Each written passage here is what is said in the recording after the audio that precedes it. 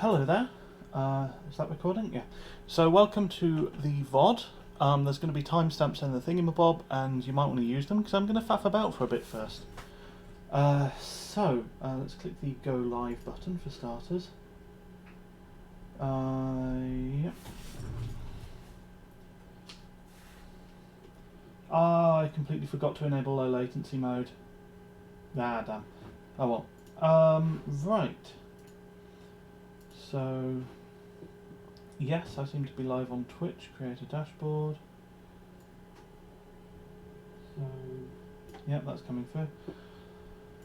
Okie dokie. Right, well, pings, I suppose. Or, actually, before I start pinging people, I'm going to do a quick bit of faffing about that I need to do first. Because this is later in the evening than I was planning to be streaming, so I'm a little bit like discombobulated. I need to find the Voltmod thing that I worked out. Where is it? And I need to print it off so that I have it like as a reference. And then once I've done that, I'll ping people because that's very much on the faffing end. Okay. Print.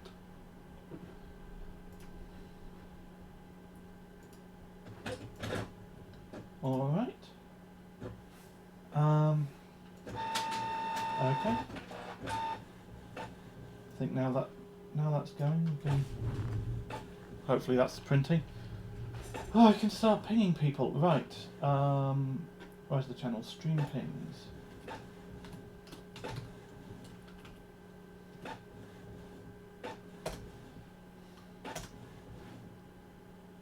And the hardware bot server as well. Why is my printer so slow? Alright. So that's the pings sent out. Let's flip this board over because I'm going to be soldering on that side now. Hey Alex. Good, the printer's done.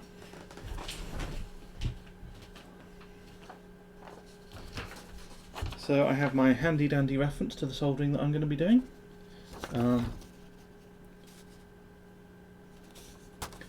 Hey Crispy, thank you. Hello Matt, hey Infinity. Good, people are here. Right, I just need to actually dig my soldering iron and stuff back out. And the wire as well, actually, now I think about it. Yeah, having delayed my stream by... I'm not good at time management, okay?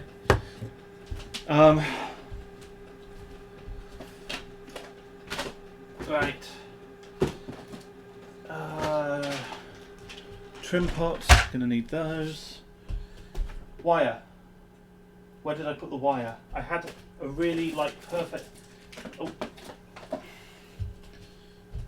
Kapton tape, gonna need that. Soldering iron power supply, I'm gonna need that. I'm gonna need scissors for the Kapton tape, which are over the other side of the room, so I'll grab the scissors. Did I remember to at least fill up my water bottle before I started? Yes, I did. Okay. That's good. That's something. How about that weather hut? Yeah, I saw a news story about a tsunami, and yeah, I think I was a bit late to it, but yeah, it's that's a thing. That's going to be interesting. I'm kind of not really aware of what's going on, other than there's been a big tsunami.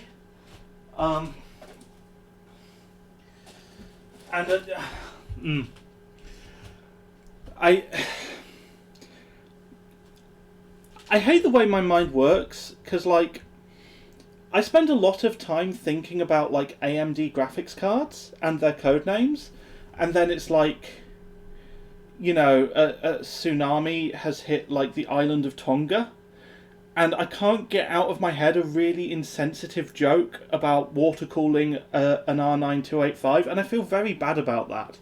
But I've got it out my system now, before too many people show up, at least.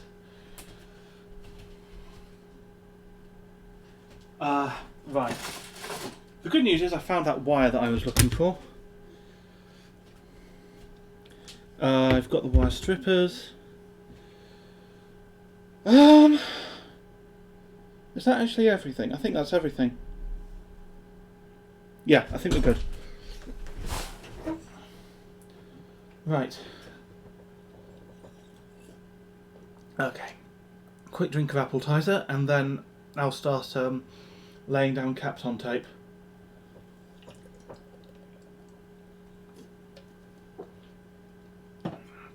Right. So I'm going to see if I can zoom in. No. Come on.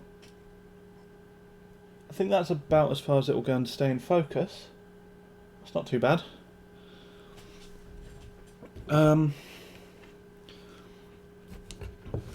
So I need a wire for VSet and I need a wire for VREF. So my VSet is going to be just there and just there. And then my VREF is going to be there, there and there. So, yeah. Infinity says we had a snowstorm here. Wow. And all the snow's already melted. Okay. That's also pretty extreme.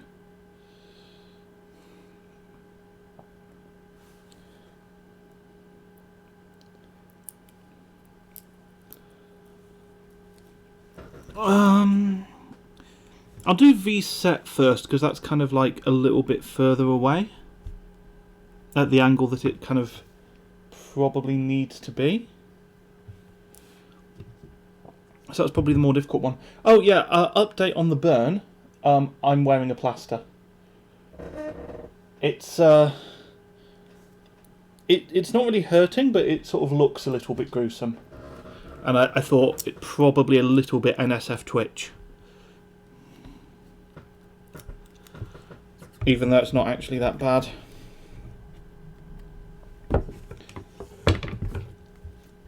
But, you know. I like to think of it as educational content. You know. You can learn a lot from seeing someone else doing something wrong. As long as it's clear what they did wrong. And in this instance, what I did wrong is I have the soldering iron, like, just here, as you can see on the little camera. Like, just kind of lent there. I mean, it's off at the moment, so it's fine. And that's somewhere where it's easy for me to just brush my hand into. Now, ideally, you can get soldering iron stands that actually have something that goes around the hot bit. But I don't have one of those. And that's what you should do. You should get one of those. And then you won't burn yourself, and then you won't have to wrap a plaster around one of your fingers on stream.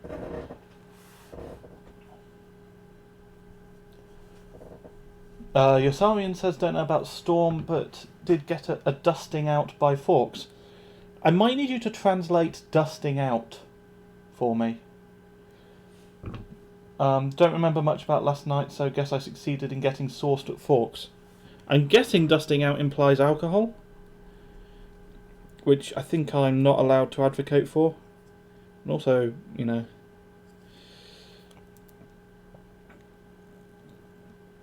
if you feel that you enjoyed yourself, I'm glad that you enjoyed yourself. Oh, right.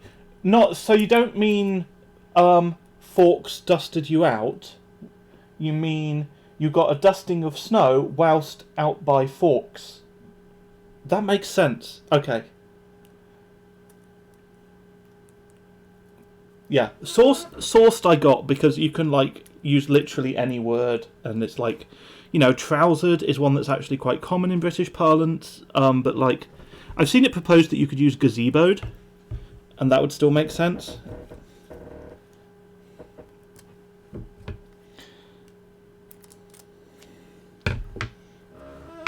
Okay, second piece of Kapton tape. Going on. Is that... Yeah, that looks okay. Yeah, I think that's covered what needs to be covered. Good. Pissed, yes.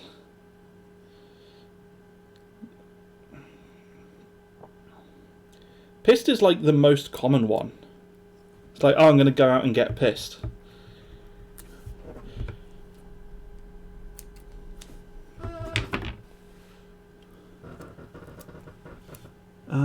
Right, I'm probably going to have to lean in the way of some of the cameras a little bit for this one.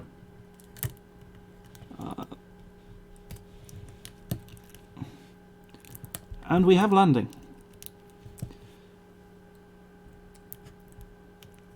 Okay.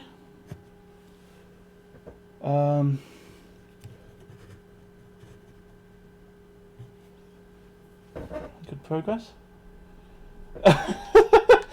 Nick's finger got plastered, but the whole me got plastered, says Yoz. Yes. Right, one more piece of Kapton tape. And then I can plug the soldering iron in. I'm not going to preheat the soldering iron before I'm done with the Kapton tape, because I know how that goes. Don't keep the soldering iron hot unnecessarily. That's a better idea. Alex says, were you going to cat mod the card as well? So there's a couple of things about that. The first thing about cat modding this card is generally like the lower power draw cards, it doesn't matter as much. Just because like the transients aren't as big and they're not as hard. But the second thing is I haven't noticed a really like obviously good place to do it. But I do have some capacitors I could throw on, so I'll see how we go for time. I want to get some testing in this stream.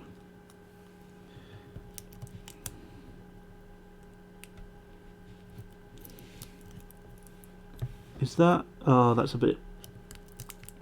that's not great. Let's try that again. Is that okay? I can actually see a little bit better on the stream. It's not ideal, but yeah, it'll do. White Shark says the lower power cards tend to have awful voltage regulators, though. Yeah. Also, Infinity said you can make a decent iron holder from a pen holder and some wire. Yeah, I don't have a pen holder and I don't have stiff wire. But other than that, yes. No, I'm going to be careful. Which is another, like, you know, don't do as I do. Because, you know, this is what happens when you do as I do. Okay? You don't want that.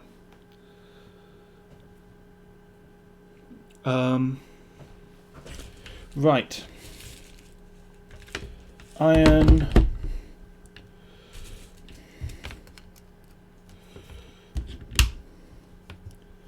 There's always the temptation to, like, really ramp up the temperature, but I think I'm going to leave it at 300 for this. Oh, I need to prepare some wire. That's the other thing.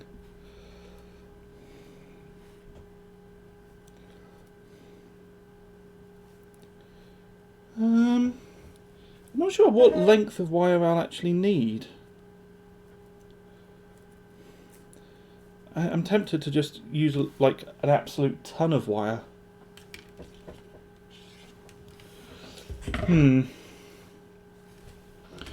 So the thing is, an LN2 pot, like that, okay. So what I was doing there is I was going, oh, the thing is an LN2, that's not a good place for me to have my hand. See, that's what I shouldn't be doing. But yeah, so an LN2 pot will kind of cover that area, which means that if I put anything along here, on this side of the card, it might block an LN2 pot. And I'd like to not block an LN2 pot, just in case. So that means that this Voltmod might have to use quite long wire. So if I just imagine that I'm like, let's say I route the wire all the way over to like this corner, It's never going to be longer than that. Okay.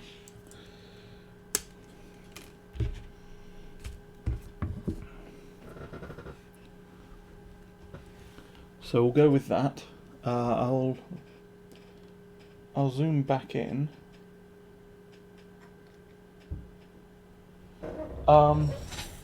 Alex says, "Are you taking the card on LN2 one day?" I have no idea. I might. The only way I'm ever getting a gold on this card is if I use cold of some sort. Oops, sorry. So I want to at least not rule it out by putting a mod in the way. That's what I'll say. Evening, Matt. Alright. Well, the soldering iron's warmed up, so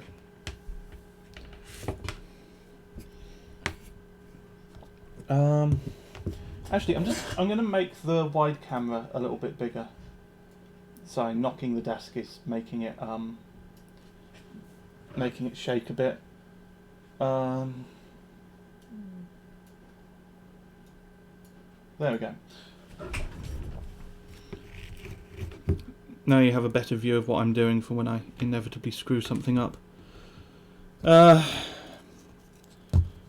Right.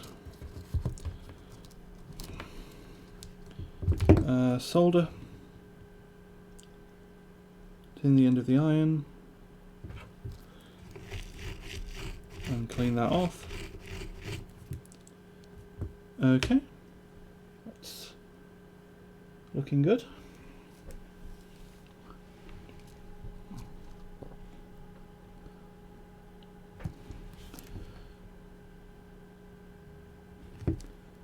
Yeah, so just get a little bit of solder on the end of the iron.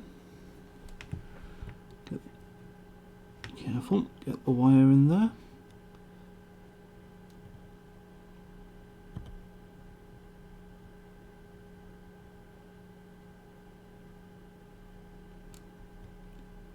No, more solder. More solder than that needed.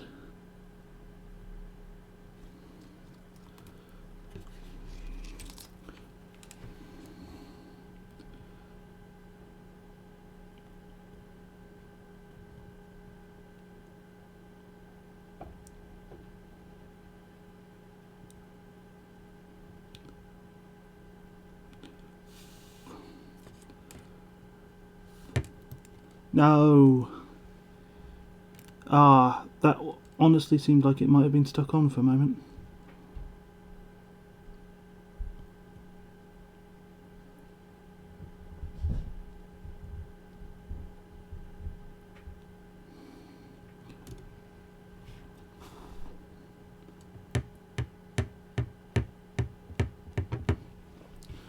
Okay, that looks promising. Maybe strip more wire. The problem is that the area that I have to solder to is just tiny. Anyway, that looks like it's on. So what I'm going to do is I'm going to turn the iron off. Right, so that's off at the plug. So that it cools down. So that if I manage to like stick my hand on it again, it's not as bad.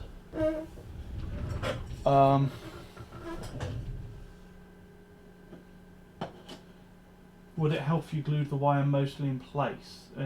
It'd be difficult to glue it in place, is the thing. Right, what I'm going to do now is I've got... how's your finger looking? Is that... There we are. Where's the shop? There it is. Plaster.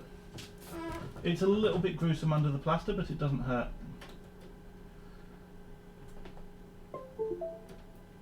Right. Microscope, and now I need to like make the source work again. Is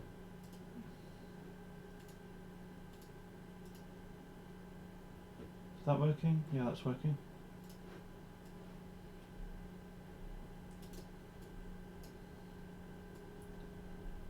There you have a very high detail image of my desk. Okay, let's bring that over to the card. I'll have to bring the card over to it as well to some extent. Oh, just as I'm trying to do that, it comes off. Damn. Well, I think that answers the question about what the quality of the join was. Not good.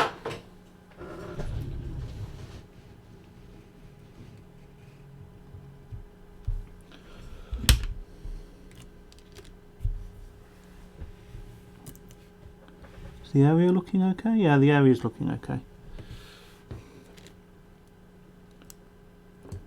So, heat the soldering iron back up.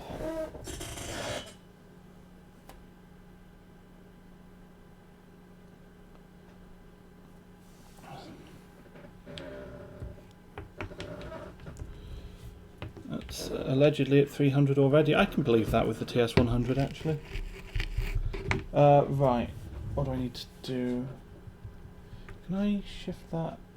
Yeah, if I shift that over there.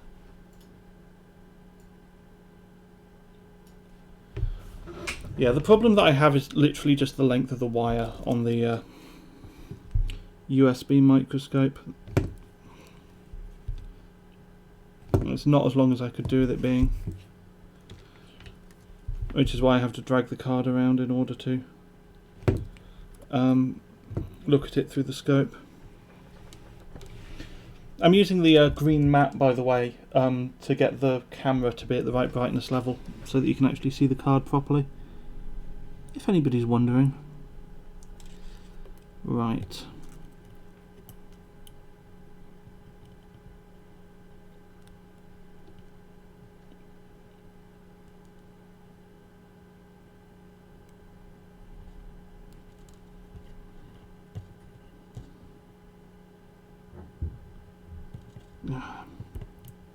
No.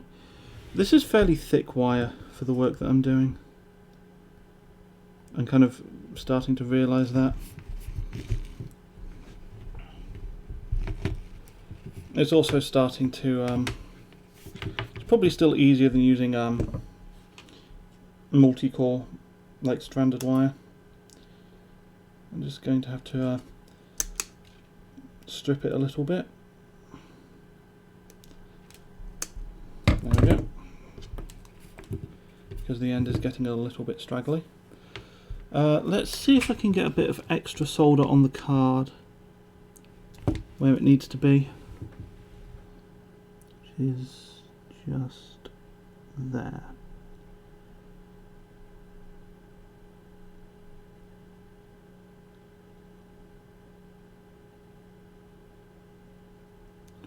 Yeah, that's actually looking alright, I think. A little bit of extra solder on the card. Wire in place. God, this wire feels so big for what I'm doing.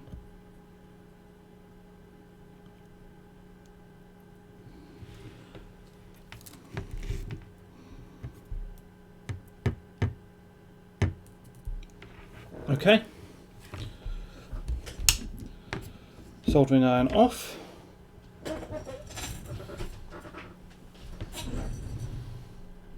Imagine a wire that is as thick as your hair strands and is also multi-core. Ugh. Yeah, that does sound awful. Right. Right,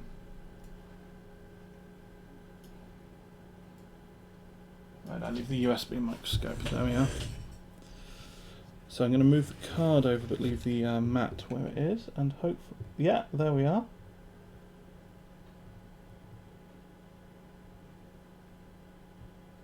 Turn the card a little bit.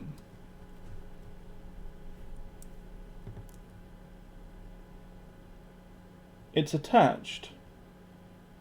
It's not particularly pretty.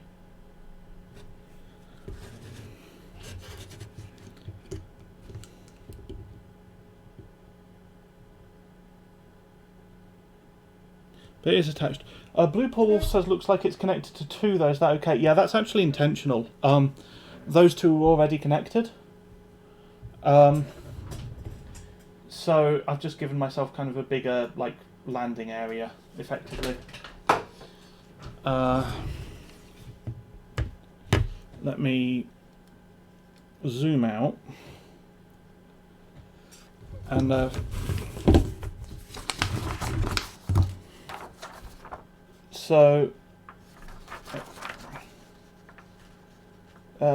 sorry, the camera's at a different angle, so it's a bit weird, but yeah. So that's my little diagram that I've done. So it's those two on VSET that it should be connected to. And then I've actually got 3 to work with on VREF, so that's going to be easier. It's just a clump of 3 points, and I can solder to any and all of them.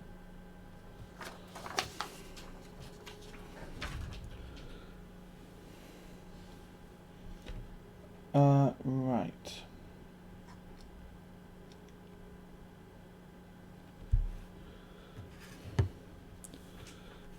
So, actually, next thing I need to do is I need to hot glue that down. So, oh no, actually, I'll take off the Kapton tape first, because once it's hot glued down, that's going to be more difficult.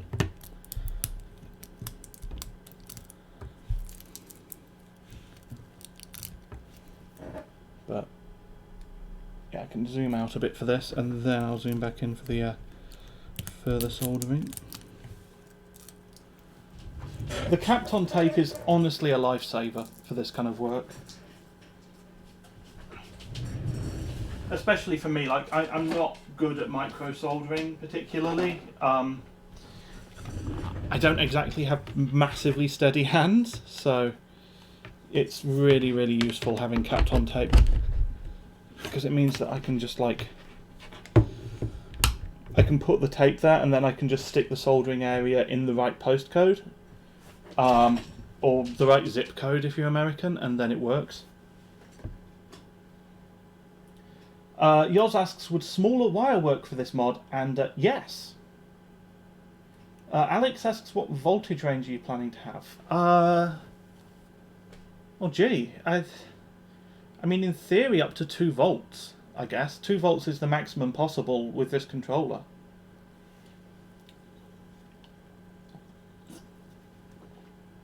Well, would smaller wire make the mod easier? Yes. Next question, do I have smaller wire? You might be able to guess the answer. While that warms up, I'm going to grab some cardboard.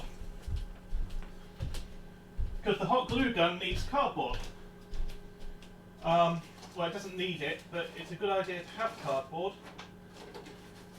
Because otherwise, you have hot glue everywhere.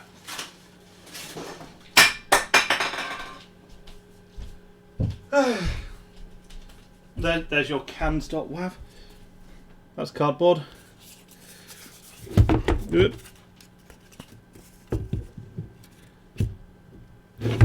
Ah! No, this is not going well.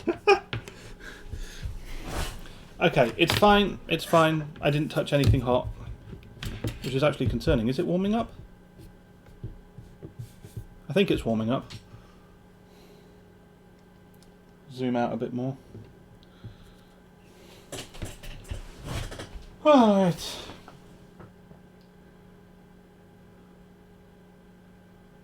Blue Paul Wolf says also getting a soldering iron with a smaller tip. Yeah. I actually have finer tips for this iron, but I don't know if the tips that I have to hand are the right kind of shape.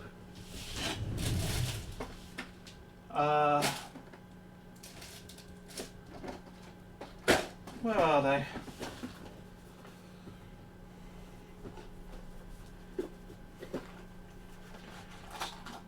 Rooting around for tips, so yeah. So like I've got that. What side? There, and that's going to be worse because it's just like a cone.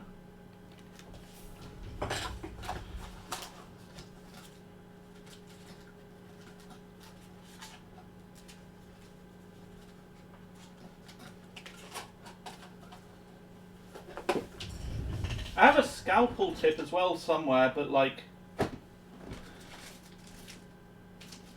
probably a similar issue.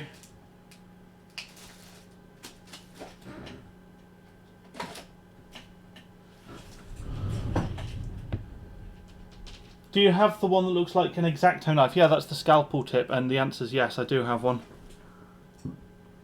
Looks like the hot glue is just starting to flow now. Oh, I know what to do. Oh no!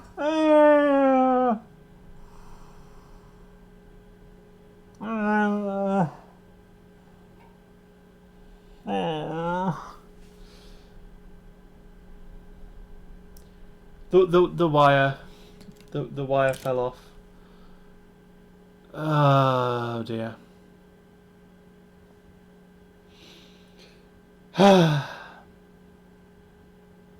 Right, well,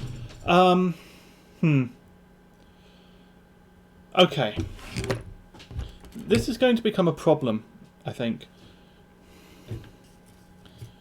So, if I turn that lamp off, what does that do to the lighting? I think I'd rather keep that. Okay, well, hot glue gun off, TS100 on.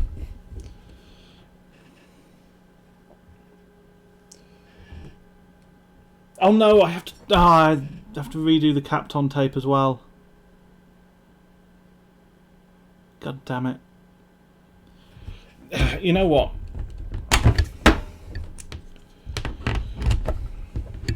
I'm going to do what Yoz said, and like, I might regret this.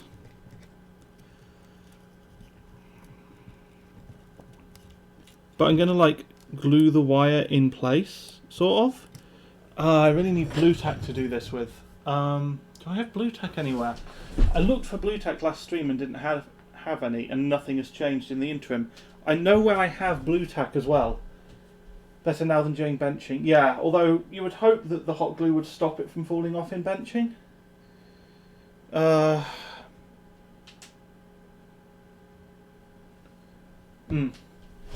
it's single core wire. I can probably just bend it so that it's in roughly the right kind of shape, if need be. Yeah, like that's the big advantage of single core wire. So that's kind of roughly where I want the wire to be. Yeah. So if I just glue it down just there,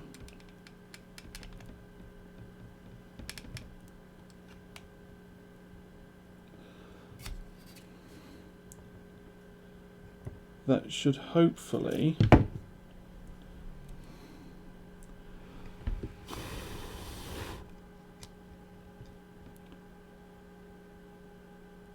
if that glue actually holds. I'm going to add a bit more on top of that.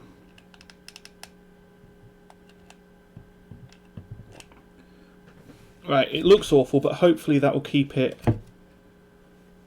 kind of roughly in place. Is the Kapton tape sticky enough to hold it in place? I'm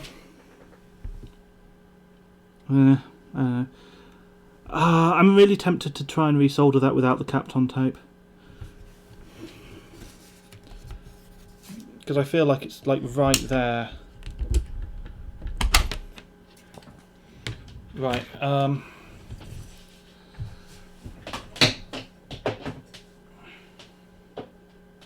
Hot glue gun out of the way. TS100 back in.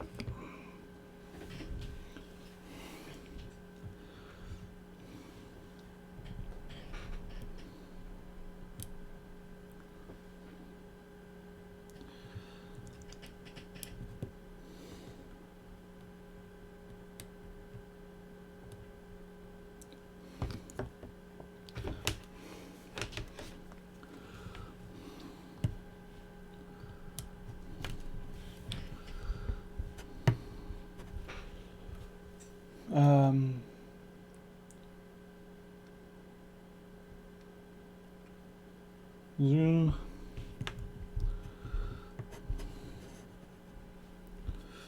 Right.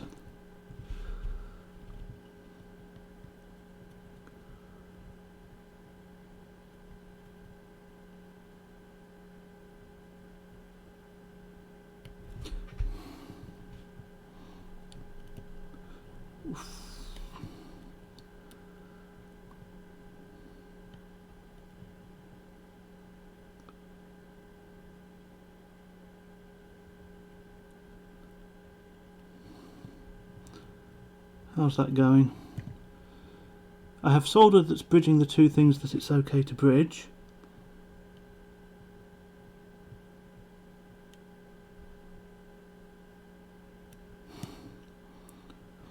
I'm actually going to turn the temperature down a hair on the TS100, if it will let me. Hold on, how do I have to press and hold and then, okay. Let's turn that down to 280. My hope is that basically, yeah, there we go. That'll mean that it just sort of sticks a bit sooner once I've let go.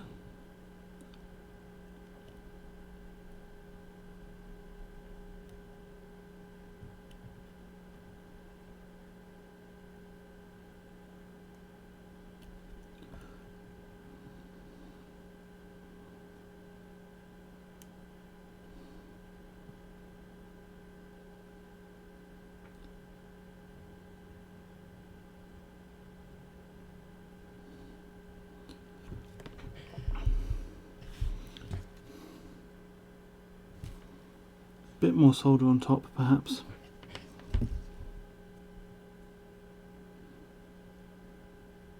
Come on.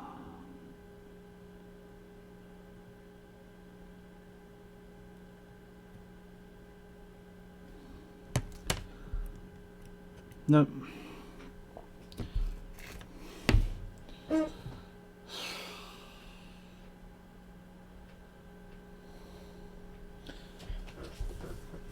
The other thing about sticking it in place with Kapton tape is I still need to get the other wire in place.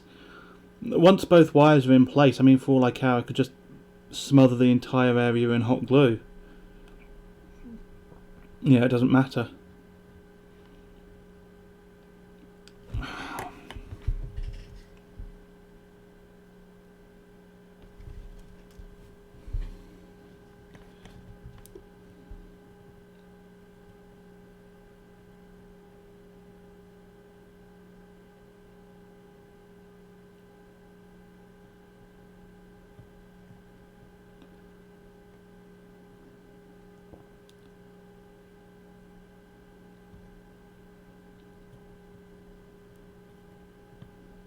I think 280 is maybe a little low. Okay, that actually feels like it's attached, but like also looks awful.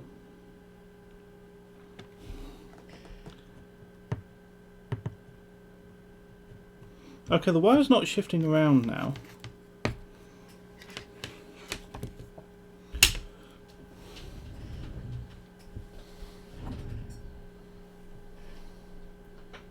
I find when holding small wire it's way easier if you can use forceps. Yeah, I imagine that would be easier. Okay. Only one more wire to go after this one. Well, one more difficult wire.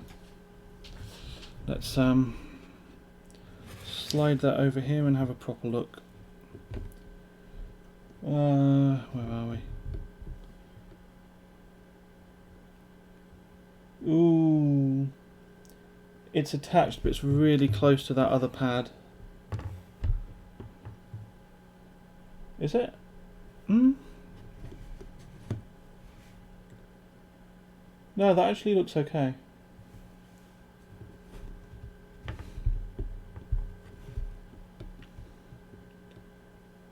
Yeah, it's just the angle and like the three-dimensionality of it. I'm actually willing to go with that, I think. And it's not going to go anywhere, hopefully, because it's glued on now. Alright, so let's go with that.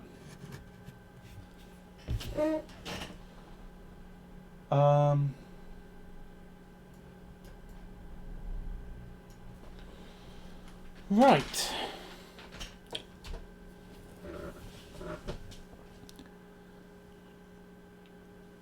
So now I just need to tape up for the other one, I guess. I'm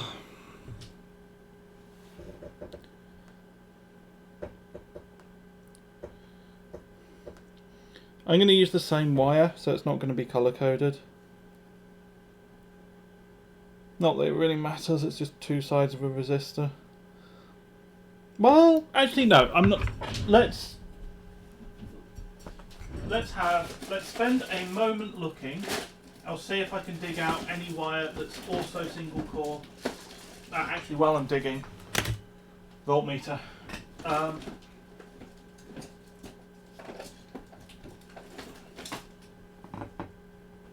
Yeah, here we are. I found some black wire.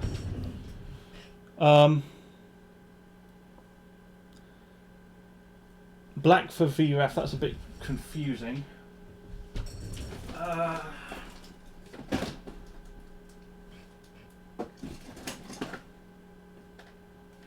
Ooh, flush cutters. That'll be useful. I found some flush cutters that I didn't know I had.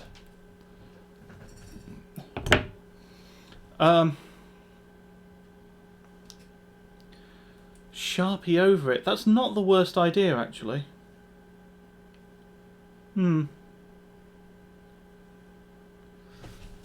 Ooh, decisions. I'll apply some Kapton tape while I'm considering it.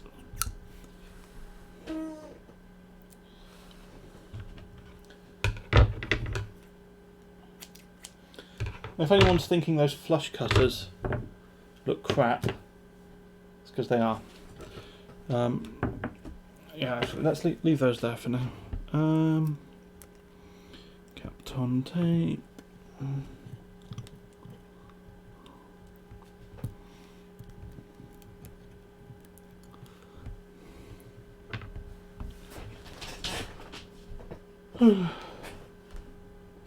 Just write Voltmod over the relevant area, it should work fine.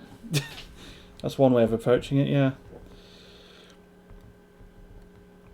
Okay.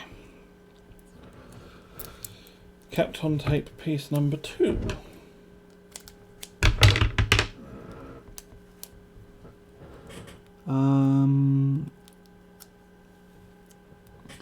Right, there's 3 points that I'm allowed to cover, so I think, is that about right? Yeah, that's about right. Yeah, that looks good.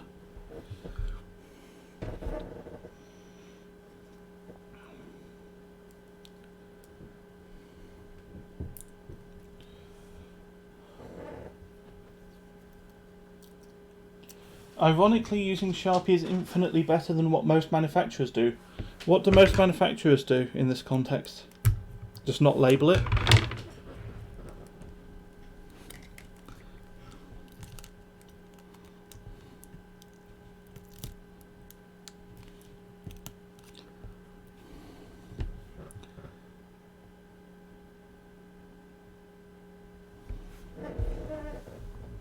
Not colour code at all, yeah, fair enough. And that really winds me up with power supply wires. Like, colour-coded wires is a feature. Surely it's cheaper for the wires to all be the same colour, right? Like, that makes sense. Because then you're only buying one type of wire.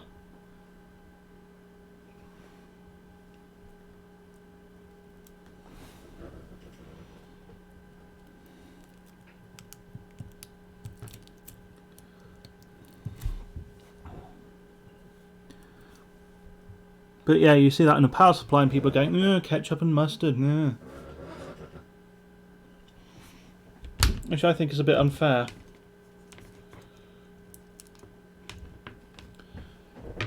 Right, well, Kapton tape's in place, TS100 back on. I am actually going to go with a black wire. I'm going to make it fairly long again. You know, it's not a very... it's not a colour coding system that makes sense, but it's better than... You know, at least the wires are going to be easier to follow this way. That's what I'm going with. That's my excuse and I'm sticking to it.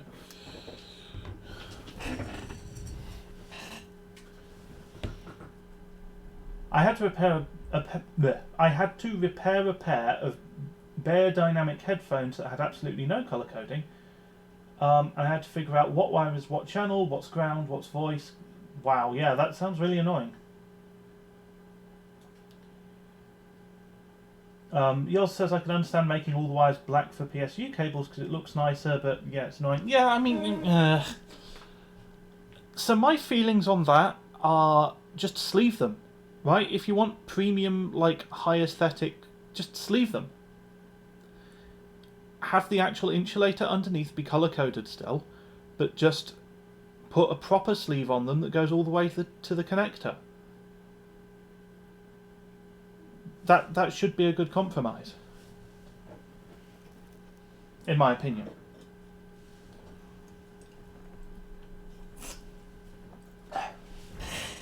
And that's the appetizer finished. Right. We zoomed in already? Yeah, we're zoomed in already. I'm just going to shift that slightly.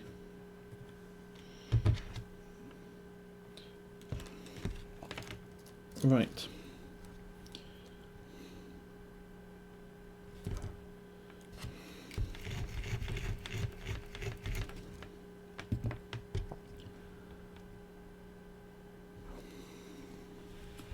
So I'm going for this.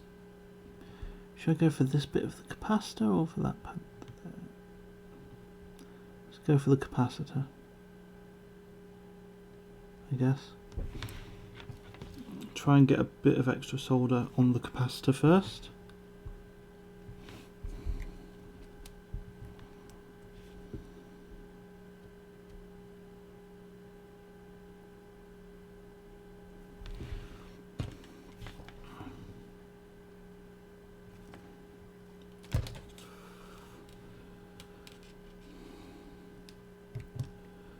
And then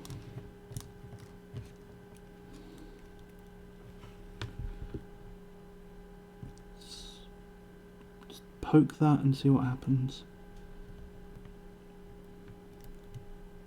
Nope.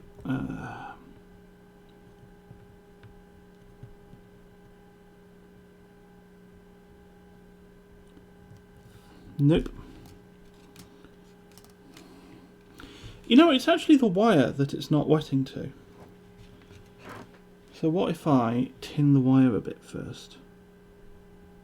Will it take? Is that the problem? Has that been my problem all along?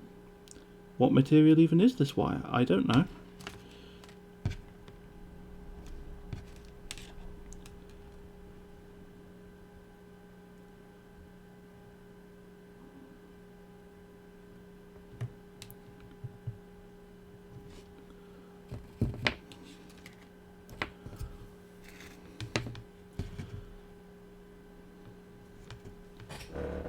Right.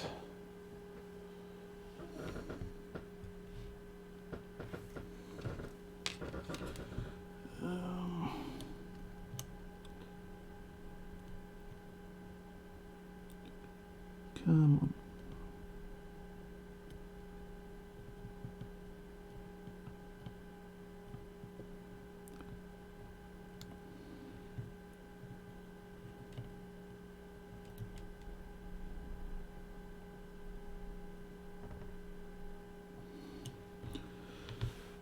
That looks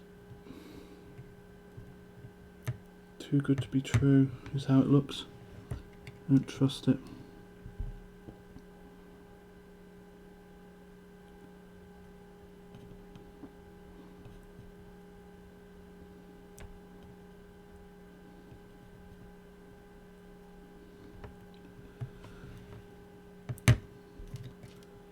Nope.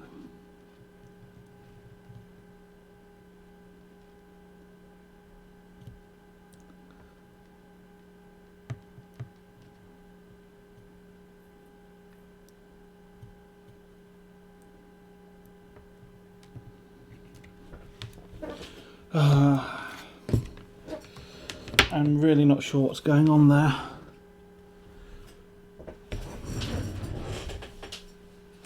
Where's my magnifying stuff?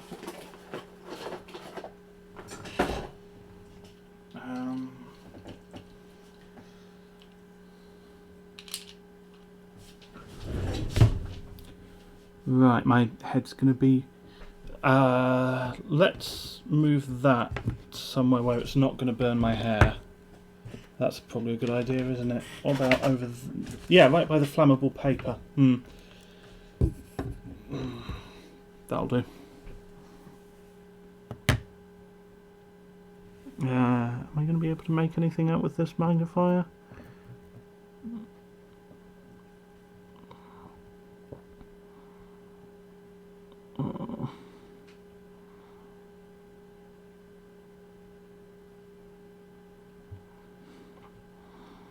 Definitely doesn't look like a very good joint.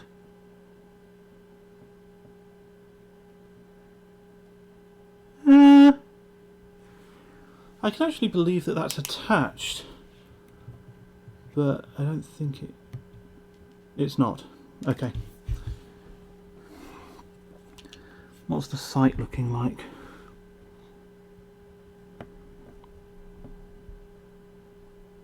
Oh.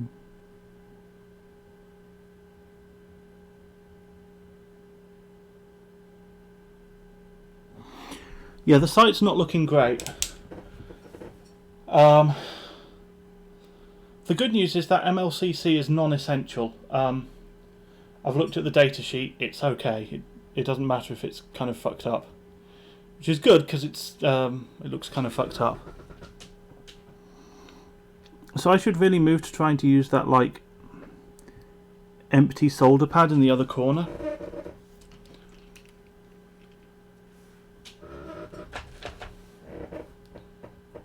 Look at them golden locks. Yeah, I don't know how much of that was like. I guess with my headlight right in there, it's probably most of my hair is on stream. Yeah, it's a long time.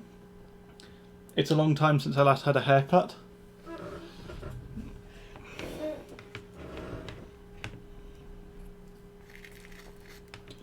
Right.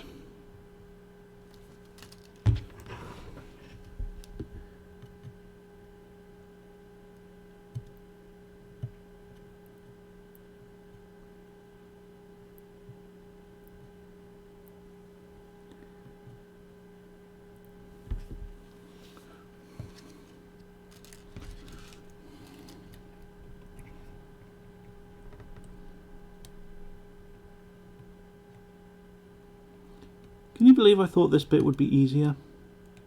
I can't anymore.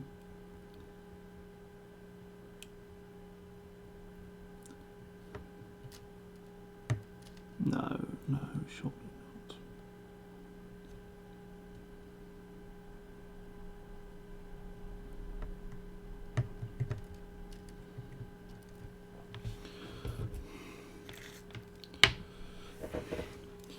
Okay, I actually think that might be attached. And what I'm going to do is I'm going to immediately glue it before anything else.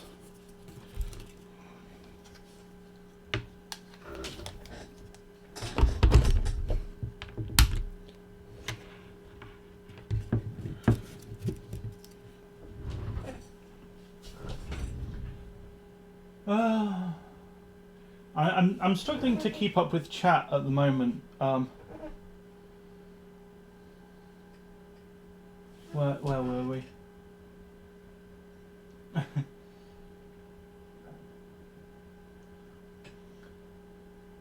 At what point would it be easier to nuke from orbit and E-power with the E-powers you definitely have? I have one E-power, but I would have to remove it from my 4-core dual first. So I'm not going to do that.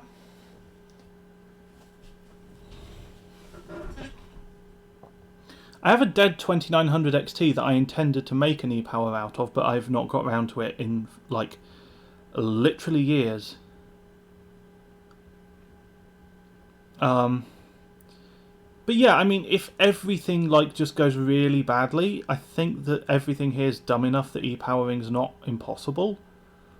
Or at the very least, like, the card would not be completely dead as a result.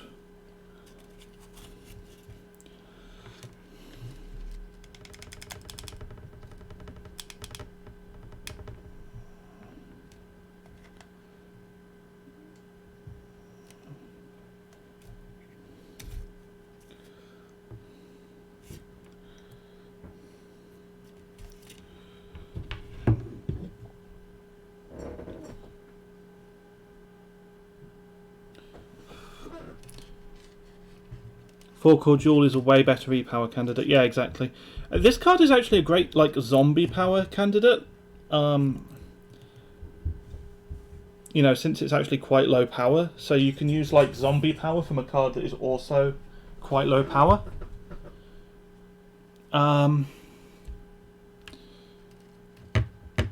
Yeah, that glues on well.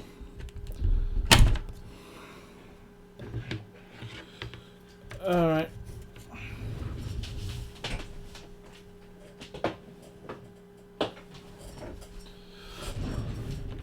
TS100 well out the way. Okay, I'm going to stick my hair on the stream again and take a proper look at the solder joint, if there is one. If I can get my face in the right position.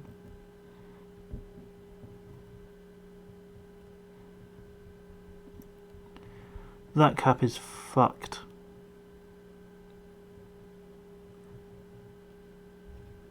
Okay, so if that capacitor fails short, it's a capacitor between oh shit, it's a capacitor between VREF and ground. So if that capacitor fails short, it could nuke the controller, but it's not going to nuke the core. Unless the controller does something awful in the process of getting nuked. That's actually not ideal. I'm not happy about this.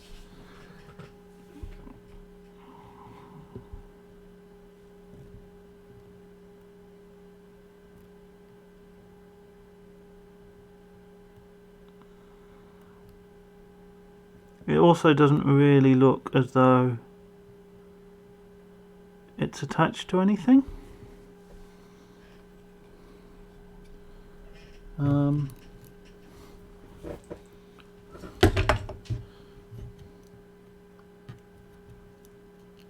It feels attached.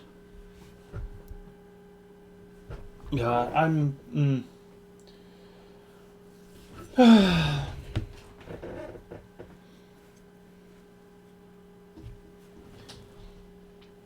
But yeah, so VREF is a 2 volts voltage that's generated by the controller, and VSET, which is what the orange wire is on, is the output voltage. So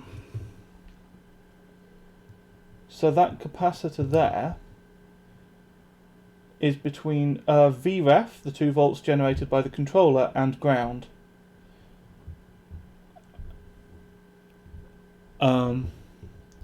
So the black wire is trying to connect to VREF, and that is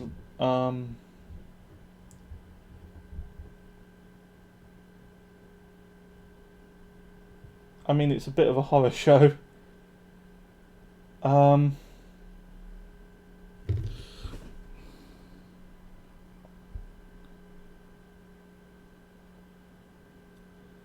mean, I can check VREF to ground resistance, I suppose. Because if VREF to... what did it used to be? It used to be 5k or something, I think. Something K.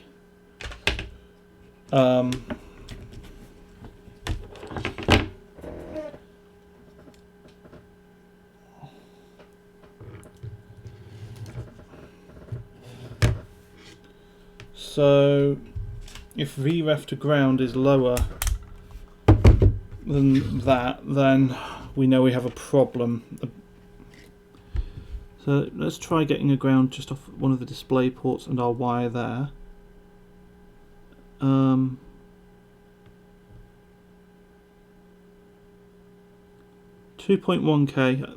That's realistic. I think that's about where I'd expect it to be. Okay.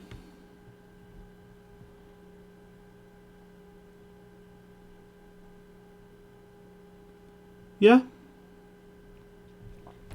It's not shorted to ground. Okay.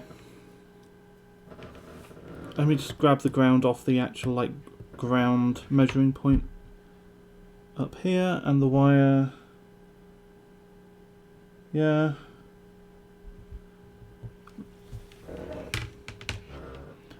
Okay. Of course, what I completely forgot to do there is actually put the multimeter in shot. I'll check again once I've peeled off the Kapton tape anyway.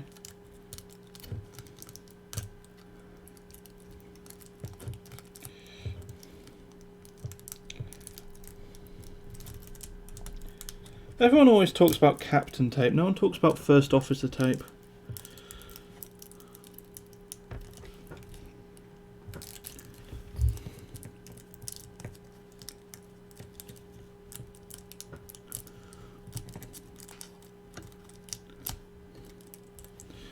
I think 2K something is actually correct. I'm sorry, Crispy.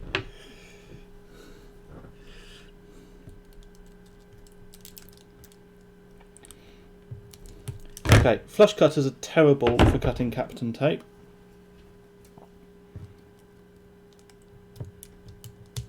Scissors, come on.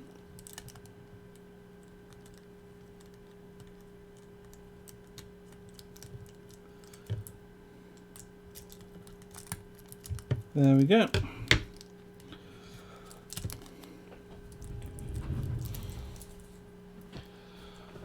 Right, well.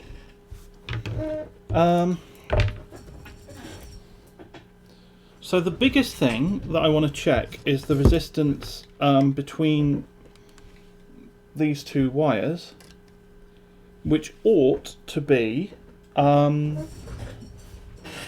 just under 1K, I think. Hello, Firewrath, you should solder a 6-pin on. Maybe I'd have to spend longer figuring that mod out. It's a possibility. But overdrawing a PCIe slot isn't the end of the world. Especially not in single GPU. If you're running multi-GPU, then yeah. There's pads, but do they go to anything, says Yoz. Right now they don't. If I just soldered on a 6-pin, it wouldn't do anything. I'd need to find where the bridges are and solder those on as well. Or, you know, not necessarily actually solder a bridge, but make a bridge.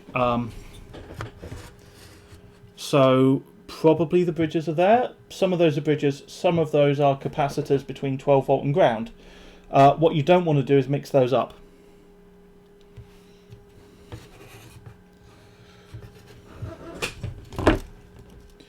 Right.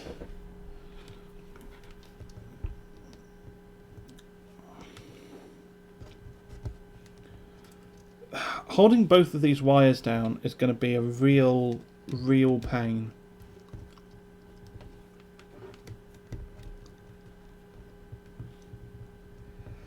Come on. Right. You stay there. No. Ah. Get.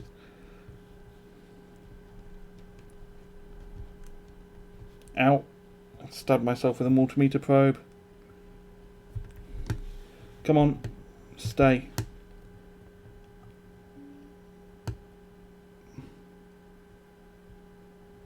.994K, that's exactly what I want it to be. Okay, that's good. The wires are mounted where they should be.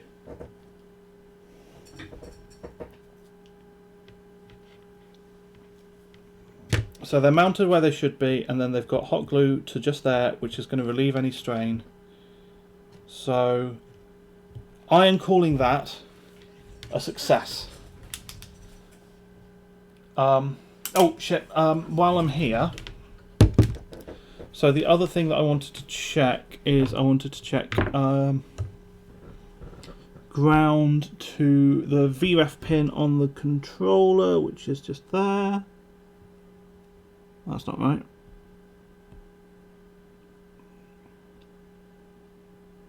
.4K? Oh, I'm bridging 2 pins.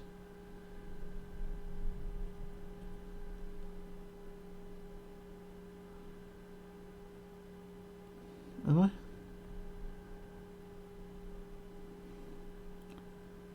Really? That seems higher than it should be.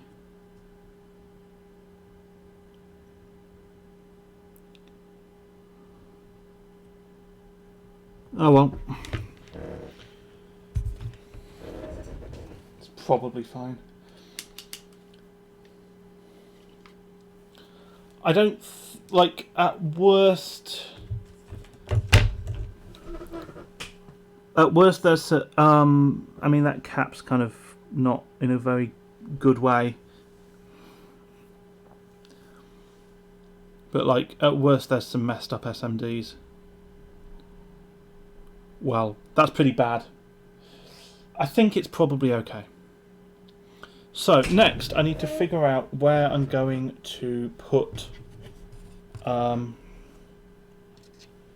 mods, because I don't want to put them on the front side, so I think on the back. Now I don't want to block where a 6-pin could go particularly, so I think maybe just there.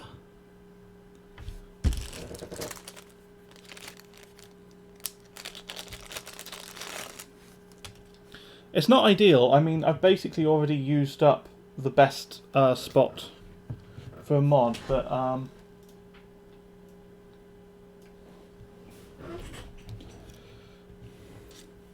because that would have been a great spot for Vcore, but I think if I go across there, that's not going to be too bad.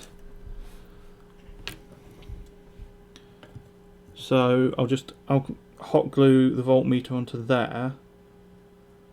Yeah, that's fine, isn't it? And then hot glue the potentiometer on top of it. I think I was planning to use a 5k pot. I'm tempted to go with 10 though, just so it's not boosting the voltage by too much.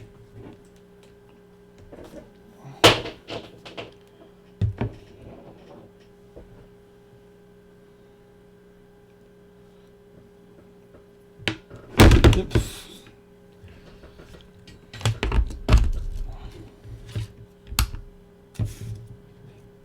Right, hot glue gun warming up. Take a drink of water while that happens.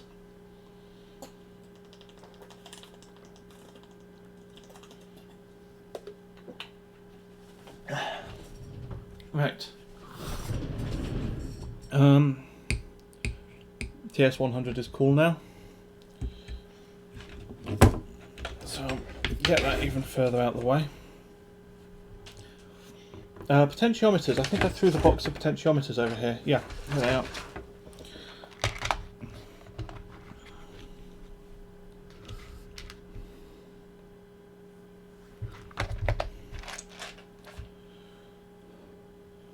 I think that one's going to be 10k.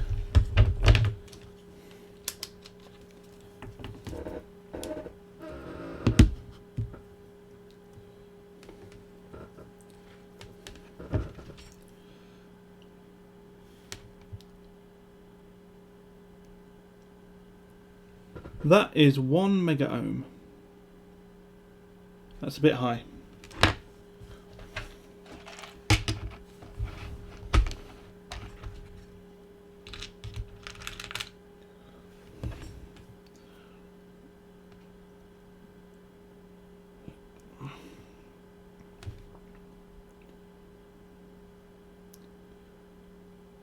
$5K.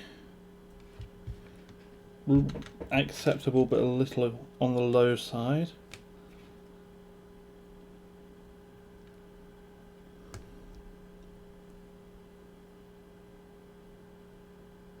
$18.6? What?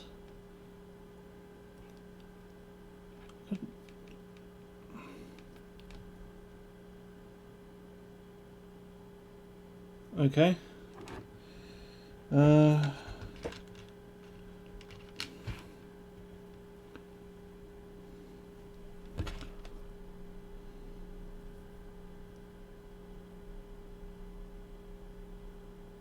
$100K. The 10K ones should say 103 on the front, shouldn't they?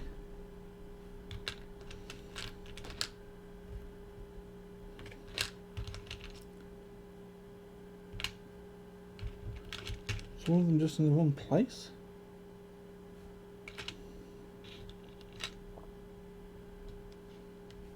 Ah, this one says W103.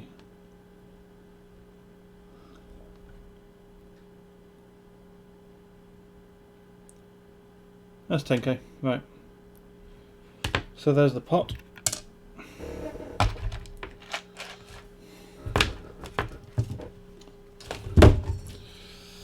Okay.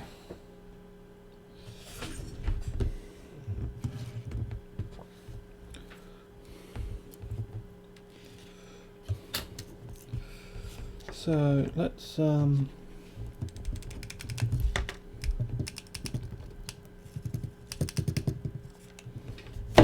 get some glue down just there and smush.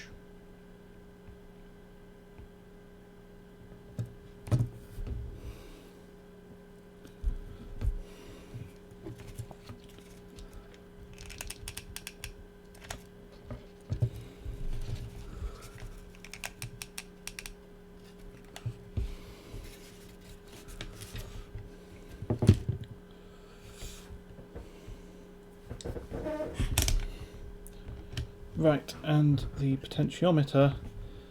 You know what? Actually, I should solder the wires onto the pot before I glue it. It's going to be more difficult after. So a little bit more glue on the back there.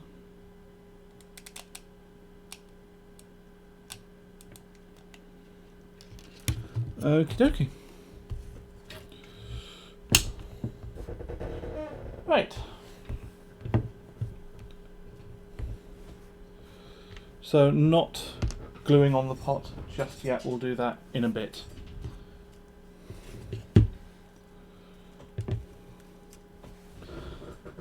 Need to figure out how I'm routing the wires first. Routing?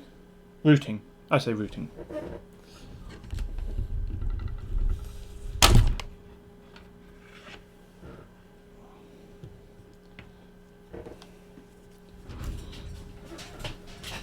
Glue gun out of the way.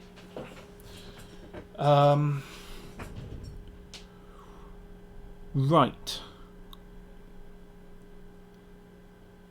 This is going to be a little bit of a mess with wires, but oh well. I need a screwdriver. Because I need something that I can scrape with, because we have our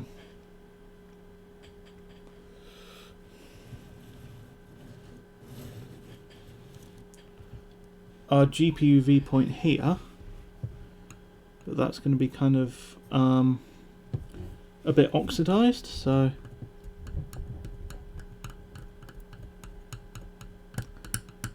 just kind of scraping at that will hopefully help.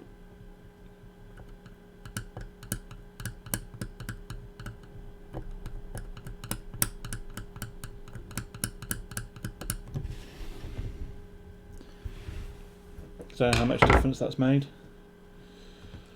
I'll try what I did before, which was not with the screwdriver that big on it. Getting a screwdriver, and no, that's forks.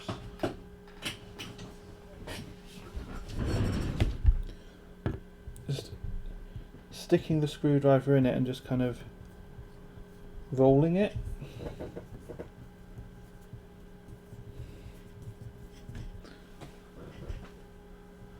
Which looks flashy.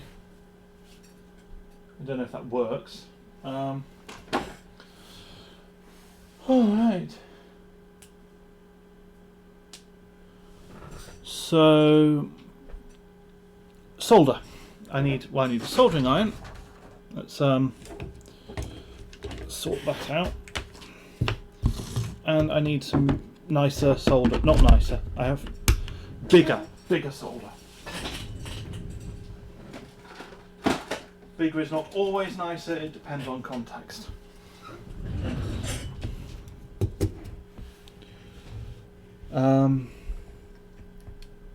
Zoom out a little bit so you have kind of the context of the whole card. So let's do 5 volt first. I think we'll use the full length of that wire.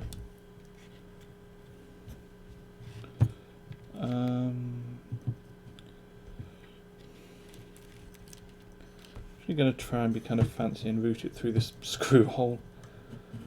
Why not?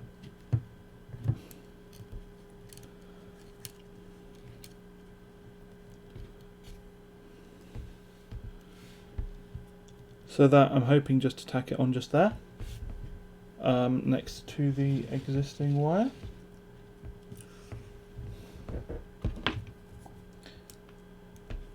I'll turn the TS100 on, that will help.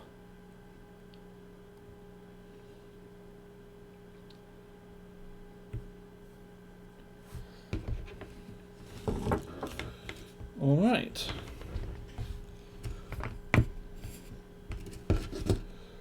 Well.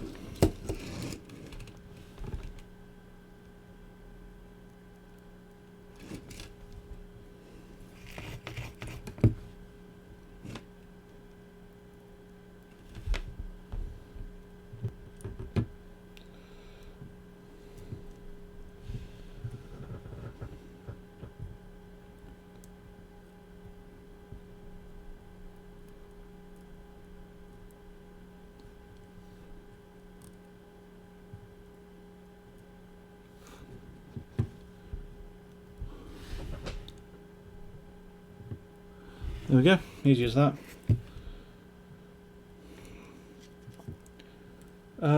Ground. Do I want to trim the ground wire at all? I think it's going to be a bit easier for me if I don't.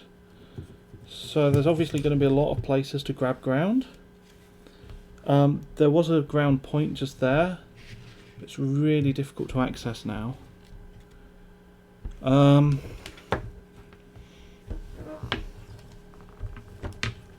Just going to quickly probe.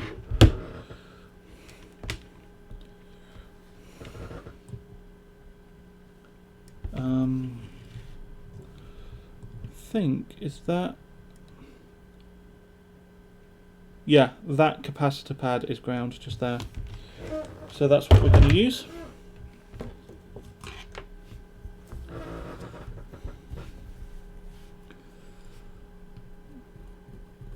It's not for this, it's for 12 volt input filtering, but whatever.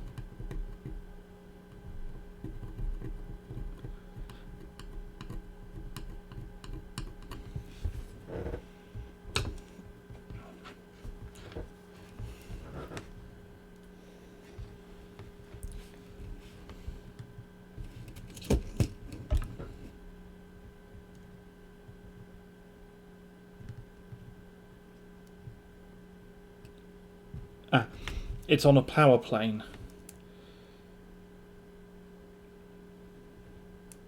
I'm going to turn up the heat a bit. Fingers crossed that helps.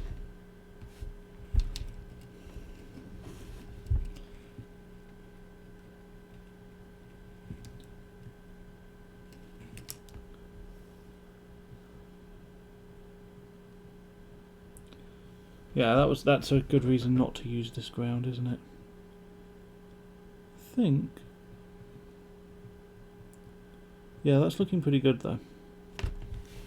Alright, good. I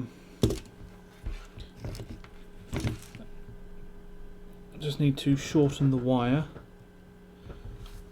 Quite drastically, actually.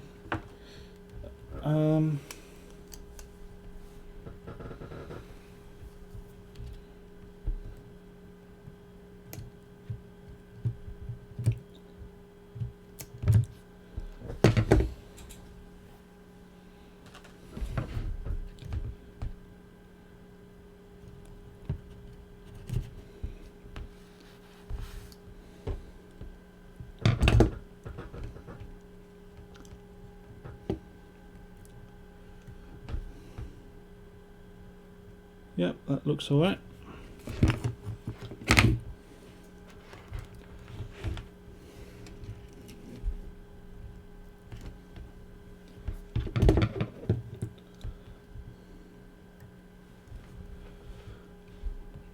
Using these wire strippers as pliers because I'm kind of anticipating I might end up with a fair bit of heat in the wire.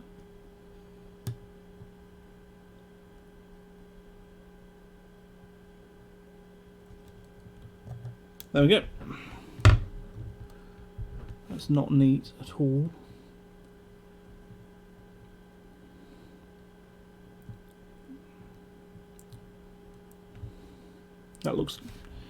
That looks horrendous.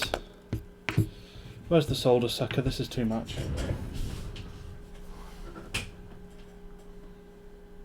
Chat should peer pressure Forks into doing a GTX 280 Vmod stream tomorrow. Does he have a good setup for it? Because if so, yeah, do it. It'll probably be better than this. Solder sucker, solder sucker.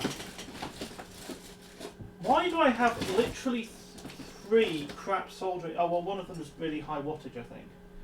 But I have too many soldering irons. That's where my adjustable spanner went. I've been looking for that for ages. Look what I just found. Right. Yay, there it is. Solder sucker.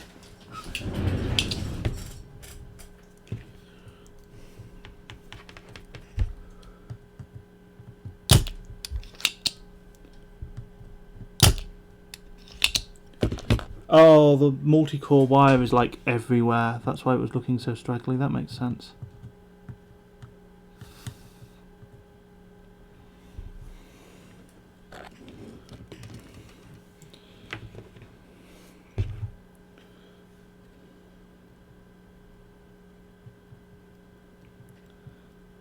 Pinch that back together a bit.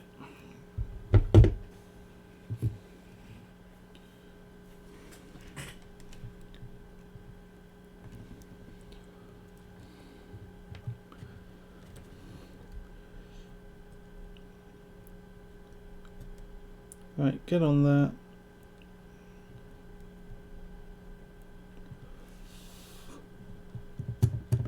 That'll do. It's probably attached. What's chat saying?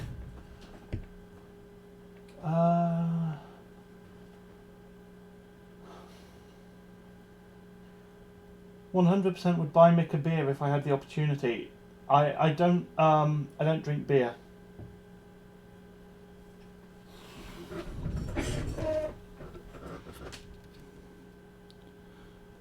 So I'm afraid you won't have the opportunity for that reason.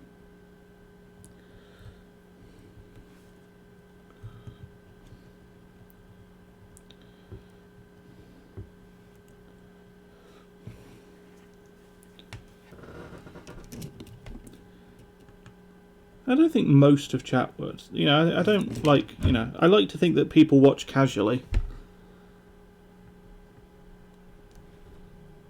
Well, that solder disappeared.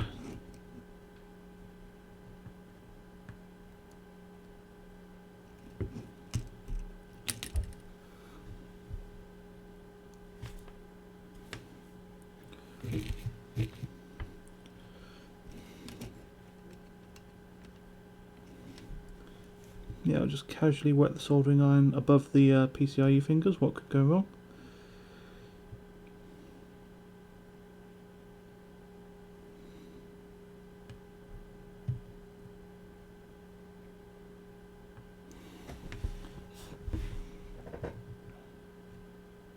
There we go.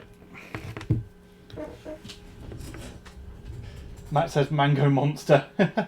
Everyone would buy Mick a monster instead. Infinity mentions absinthe. I have been known to drink absinthe. Yoz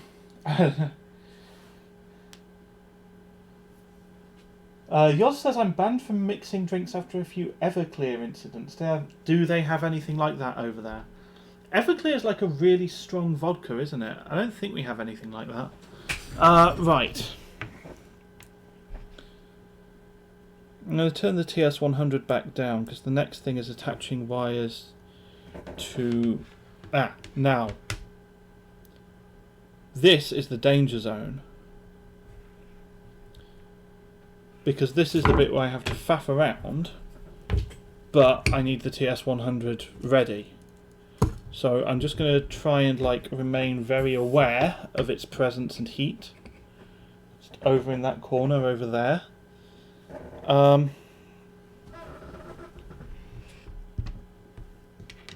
So, how am I routing these wires? Actually, let me check. Ahaha. the I/O plate for this card doesn't use that hole just there. So I can route the VMod wires through the hole. That's satisfying.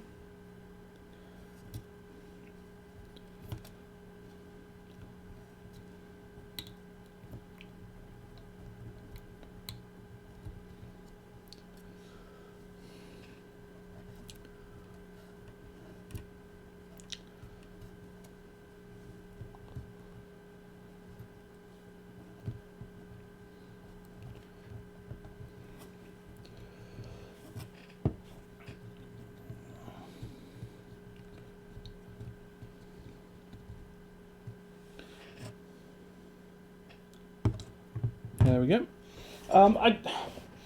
So I do kind of want to mention for the record, I'm not like teetotal, but I try not to drink very much at all.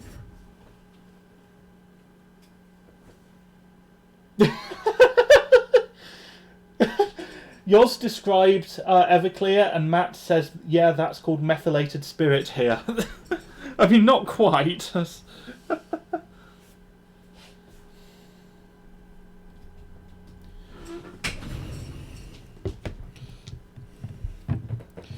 Similar principle, though.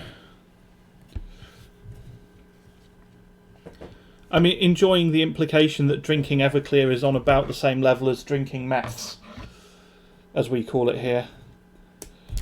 I guess in the US they probably wouldn't call it meths because there's something else that sounds similar. You don't want to confuse people. We don't. People don't really drink. Yes, people don't really drink meth in the UK. Technically true. The UK doesn't have a problem with meth as a drug.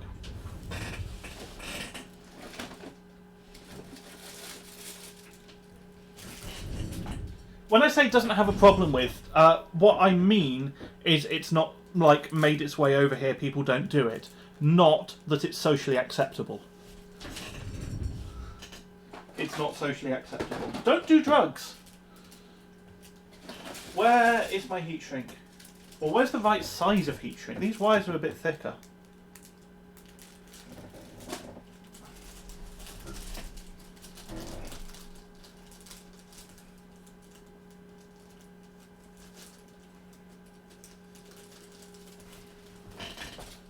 I'm going to try just using some clear heat shrink, I guess.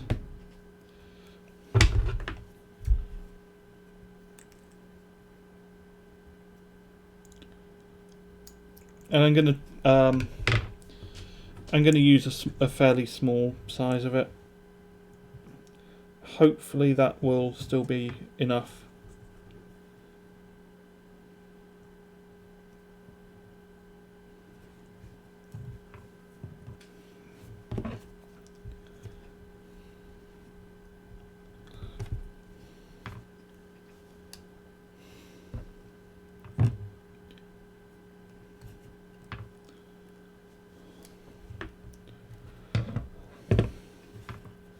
Okay.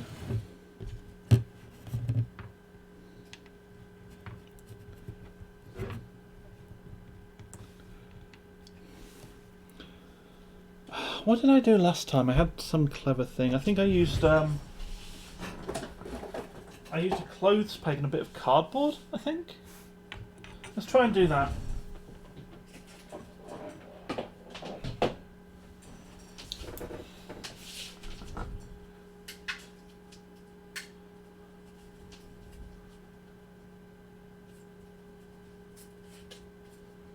Don't UK has Adderall over prescription issues, says Infinity. I don't think so. Not with Adderall.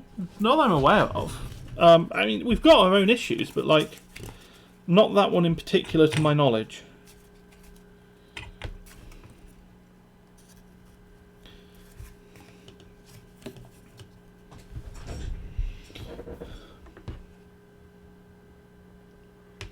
I swear the TS100 has like a G sensor in it. It seems to like just drop itself down in temperature if you don't touch it for a while.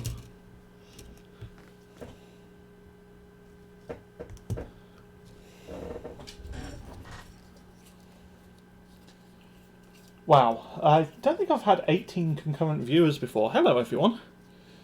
I'm about to solder a wire onto a Trimpot. Riveting stuff, I know.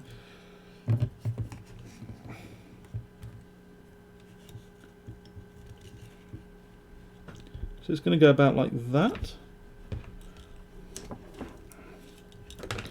Maybe I need to rotate that a little bit. There we go. That's probably okay.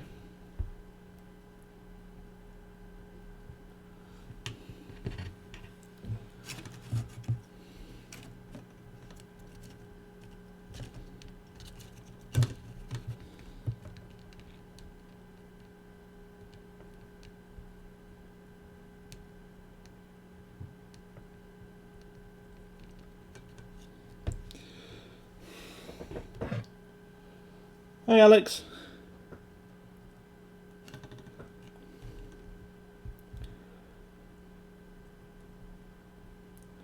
I should just randomly say hello Alex like at points where you're not even in chat, because I know that you watch back the streams like as background noise.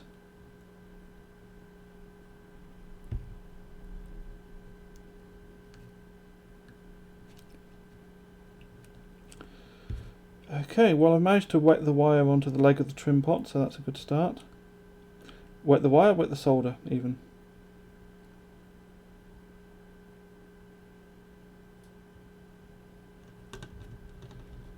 That looks attached.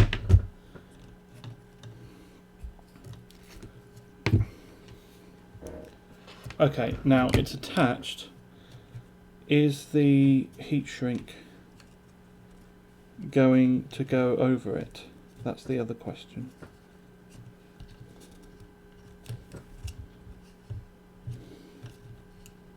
Yes.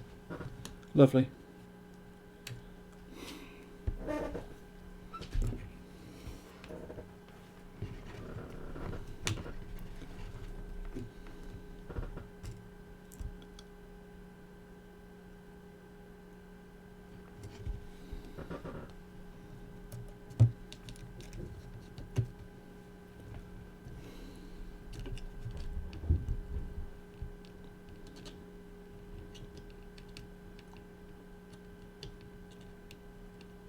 Ow. Okay, that wire's getting a bit warm. So that's still, yeah, it's still in frame at least. You know, say what you will about Buildzoid, but like at least he keeps things in frame. Even if he doesn't read chat. Although to be fair, I've not been reading chat very well this stream. I'm not really keeping up.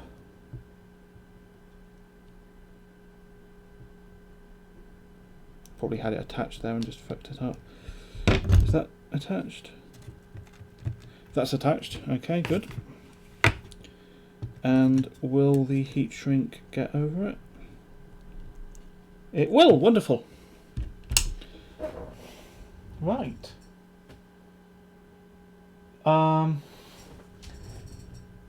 Alex says, I'm here. I'm using you as background noise for losing in Counter-Strike. Have you tried rushing B?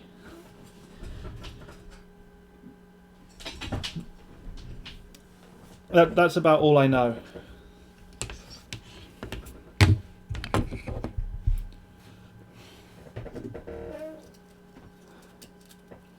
Infinity says, I think Buildzoid just doesn't respond to a lot of it. Yeah, I mean, it varies, because like he'll get like really into doing something and he'll like just not read chat for like half an hour, but also you know, he doesn't end up with like everything in that part of the screen. So, and it does mean that he actually gets stuff done on stream, which is always nice.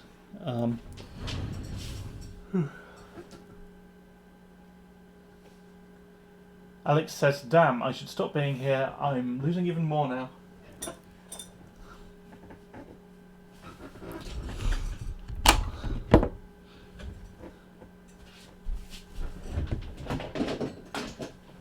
Yeah.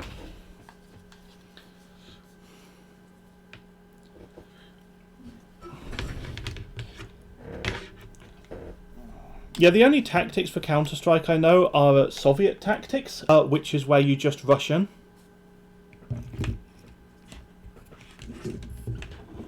That's the second one, crispy.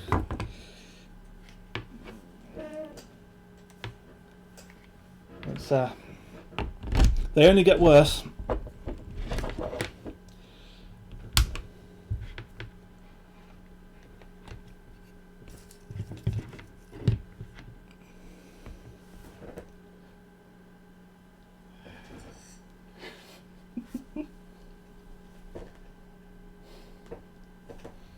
Matt says, I have a terrible habit of grabbing hot things. There are a few materials that my brain just refuses to believe are hot.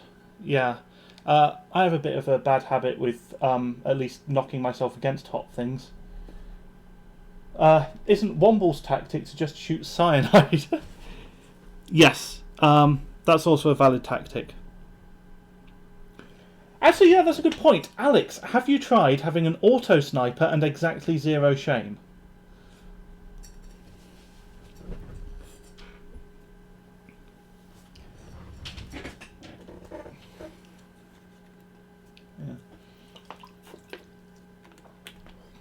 If anyone has no idea what I'm on about, by the way, I guess, I don't know, ping me in the Discord. Actually, this is a good time. While I wait for the hot glue gun to warm up, I am going to shill for the fact that I have a Discord. You can join the Discord if you want to talk about the streams, if you want to see me posting about what I'm going to do next, or if you want to be pinged when I go live, because I ping everyone when I go live. That's the main use for it, really. I also talk about car stuff in there sometimes. But, yes. Might be useful, you know. Feel free to join if you want to. Anyway. Oh, I still need to actually shrink the heat shrink with heat. Don't I? Yes, let's do that. And bike stuff. Yes, car and bike stuff. I have a gas soldering iron that I use for that.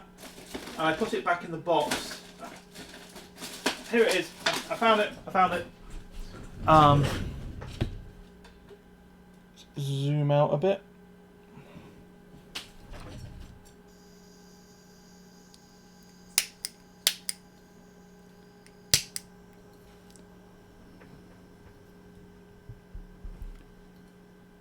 The gas soldering iron has fuck all gas left and is not doing anything. Let me give it a shake. Right.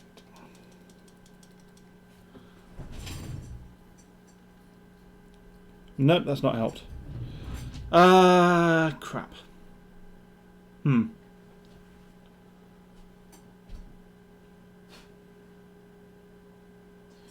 Well, plan B, I think I have a chef's blowtorch somewhere, which is basically exactly the same thing, just a slightly different shape. Yeah, here it is.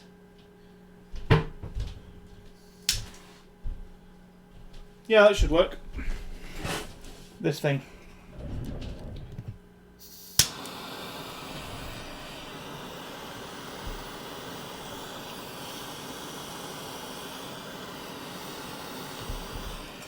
There we go, that'll do.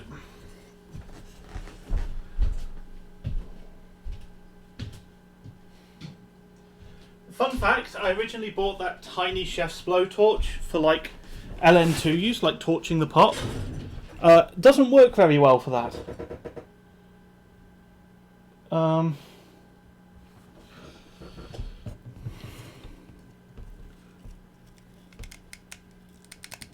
Right, hot glue. And angle and squish.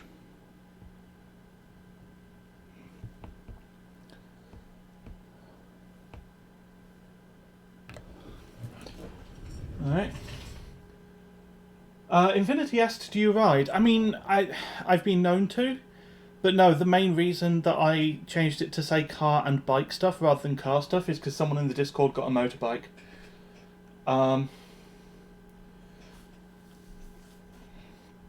Yoz says, I should get a bike. My current vices aren't very fast way to shorten my life?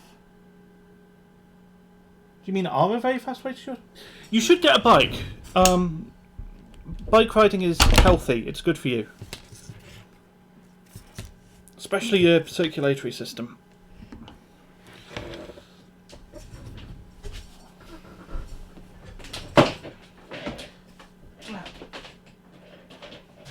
In the process of putting the hot glue gun out of the way, I almost glued the power cord to the bit of cardboard I've been using. I think it's fine. Hopefully that is actually attached. Oh, that's really not attached very well. Let's take the hot glue gun back. It should still be fairly warm. And that'll serve me right for getting rid of it too early.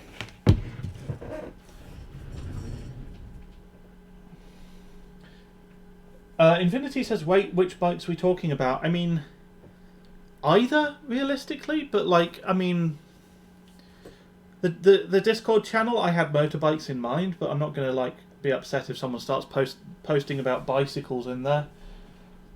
Ah, I see. Yoz says, alcohol, nicotine and caffeine take years off the end of your life. Bike riding can end it pretty quickly. It's true. Well, you know, be careful.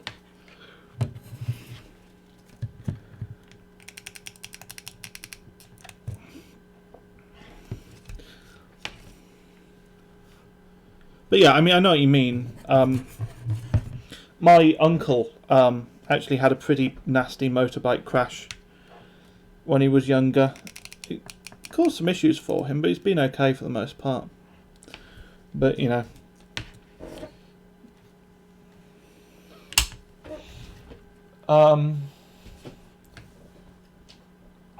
Infinity says, just don't be an idiot and try to ride faster than the cars. Yeah, I mean, that's basically it, yeah. Like, if you're one of those people who's treating country roads as like your own kind of personal racetrack, then yeah, it's very dangerous. But that's very dangerous in a car as well. I mean, when you crash in a car by doing that, the car will protect you better. But like, don't do that, don't crash. Yours also said I should do bicycle in the summer. That would be good for me. Yeah, it would. You probably can't ride to work, because my understanding is your commute's a bit excessive, but like, yeah, just like general day-to-day, you know, a bit of exercise. Yeah, it's fun.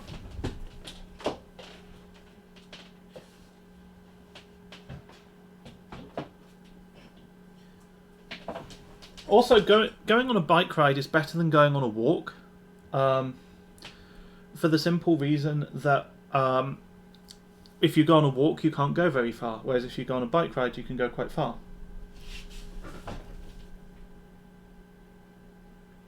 If I get in shape, I could be 4 hours and I'd be drenched in sweat. Yeah, not ideal. Okay, so...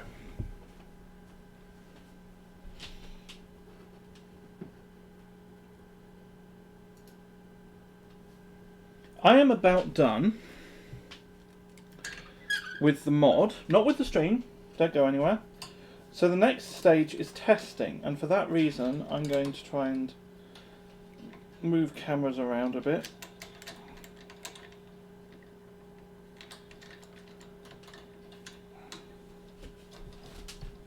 I'm going to have to move everything around. At some point I'll probably run an ad break while I'm messing about. But for now I'll let you see what an absolute mess my desk currently is. Also, notably, no system on... Oh, right, hold on, I haven't... Yeah. Also, notably, no system on the desk. So, let's start getting rid of stuff.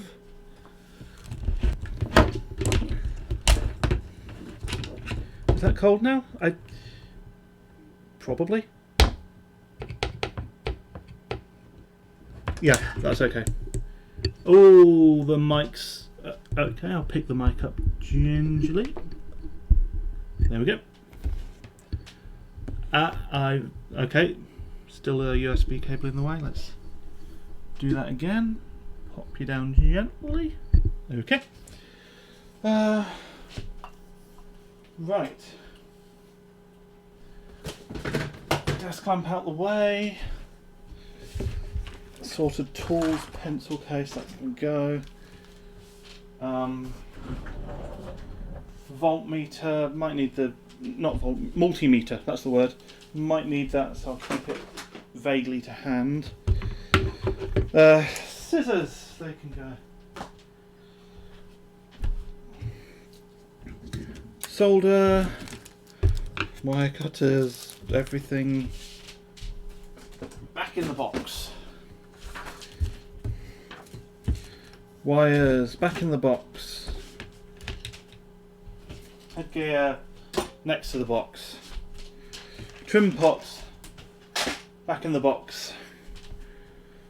Oh, you know what I still need to do is I still need to actually put the cooler back on the card and the I/O bracket back on. Right, let's do that now. Now's as good a time as any. Where did I leave the cooler? Got the I/O bracket there. You can go back in the box. Yeah, you are cold.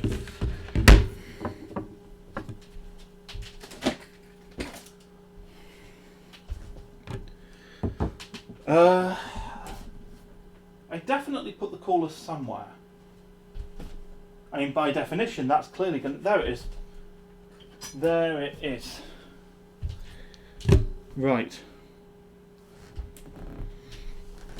So, thermal paste. Let's go with some Arctic MX5. Where is that?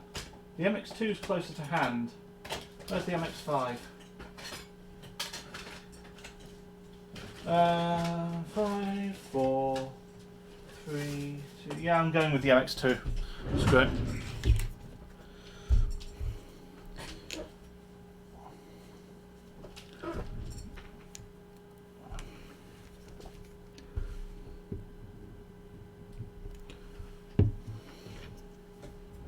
MX2 is actually easier to clean up anyway.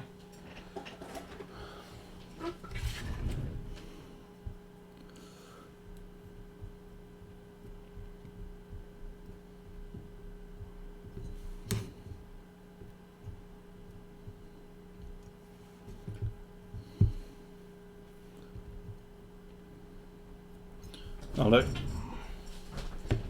that's a thermal paste application. All right.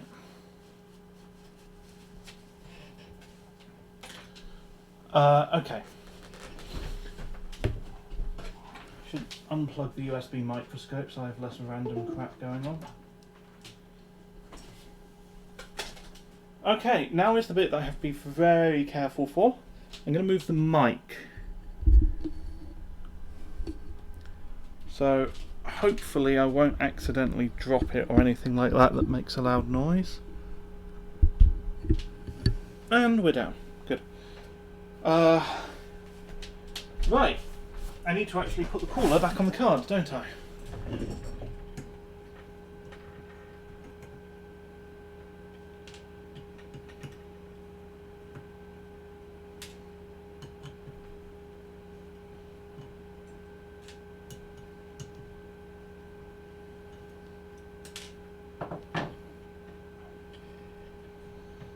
God, the desk feels quite dark without that lamp. God, there's bits of hot glue everywhere. Right, step 1, fan wire. It plugs in down here.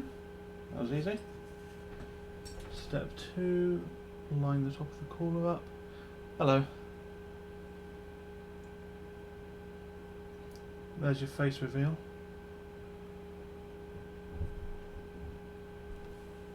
Okay.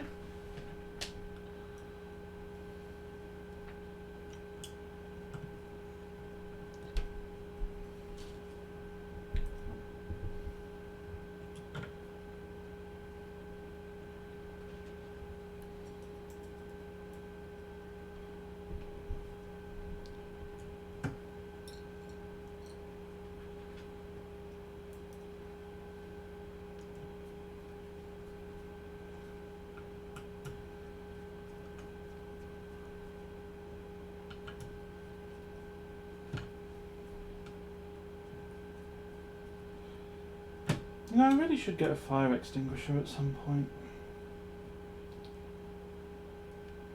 If only as a prop.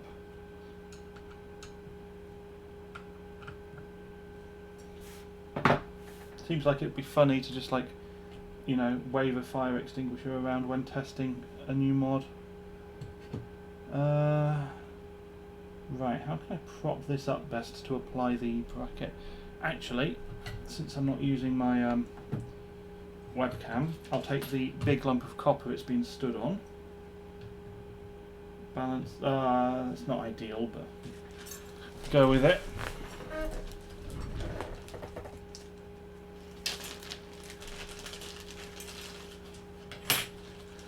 Right.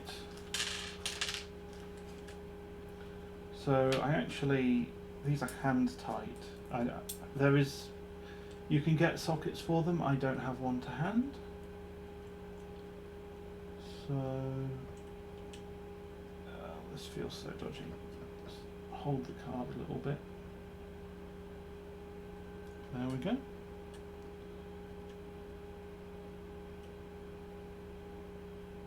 Blue Paw says, wow, cards were so small back then. Yeah, I mean, it is a 740. Like, it's a 40 class card. It's really, it's bottom end, you know.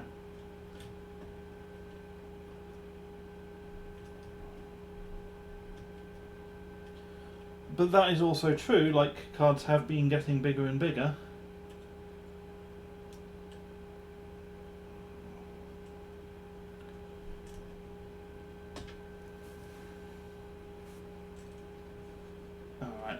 Enough faffing around. I'm just going to hold it in my hand.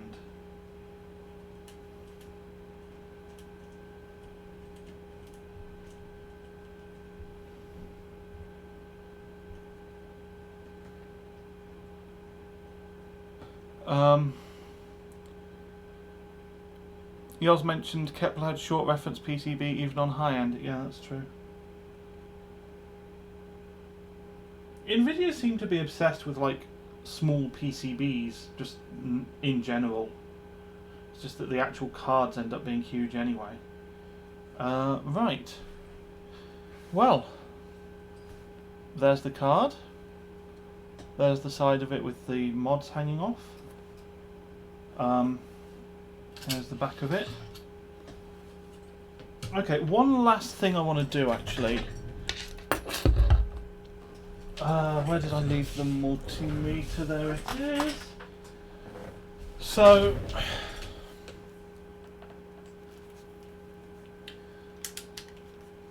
I want to turn the Trimpots to the, like, least Voltmodded position, which is going to be highest resistance.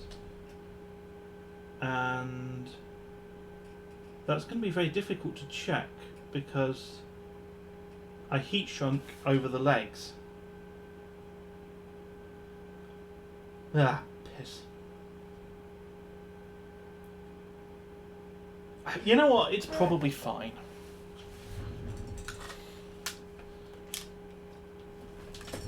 It's going to, like, maybe the voltage is going to be a little bit high. I'll keep an eye on it when it's booting up. It's fine.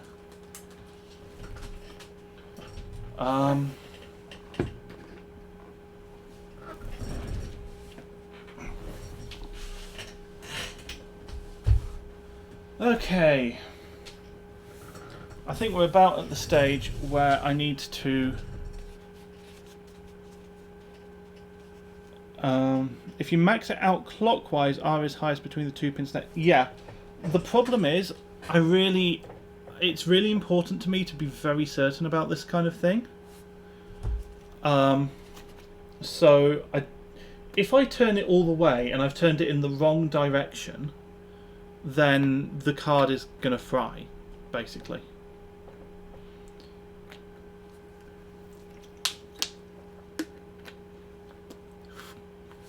I like to put a switch in series with the pot, easy to disable. Yeah, that would be better. The problem is just that, like, it's more tiring doing this on stream than off stream, and I kind of struggle with that at the minute. So I've done what I can do, basically. Anyway, what I'm going to do now is I need to go and find like my monitor and system and get those on the desk and find power cables and stuff. It's going to take a little bit, so I am going to run whatever the longest 3-minute ad break. I'm not sure whether the Twitch dashboard will tell me what's going on with the ad break, so I've got a timer set up on my phone as well. If you're subbed to me, you won't see the ad break, but you also won't see anything interesting on stream. But yes, so I'm going to click the button in a few seconds, and I'll see you in 3 minutes. So feel free to go and get a cup of tea or something. See you in a little bit.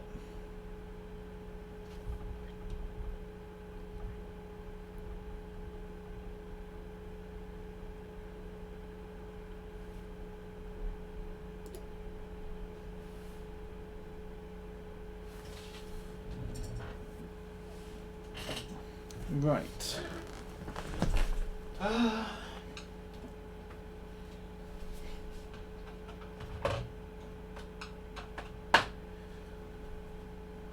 I'm also kind of curious if anyone has like ad block or something and can still hear me. I mean, I know that there's going to be some people who can still hear me because it doesn't. It's a really weird one to like say, oh well, the ad breaks don't affect people who are subscribed. Which is like, yeah, okay, but like,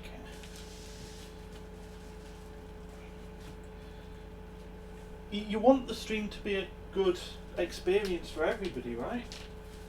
Surely. So what's the point of having like something that's not the same for everyone? I mean, I get it when it comes to like the adverts that run at the start of streams. Crispy says, I can hear you and I'm on the app, no block. You're not subbed either. Oh, interesting. So basically the ad break sometimes just doesn't even run ads. Cool. Well, it disables pre-roll ads anyway. Okay, everybody's just still here. Fair enough. Well, this is going to be the less interesting bit, but each to their own. I mean, it doesn't actually matter.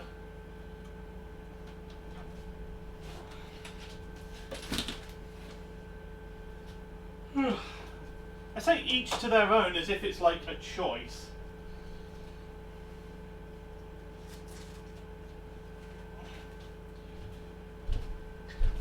Now, if you think about it, I actually have an obligation here to make this as uninteresting as possible, so that people who did get ads don't feel like they've missed out.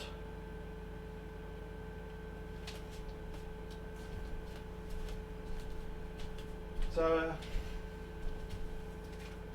yeah, I don't know. Doop-a-doop-a-doo. Oh, what's that going on there?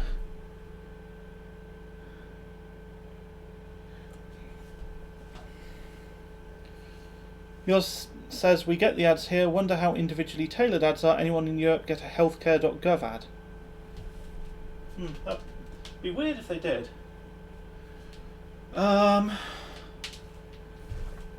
Right.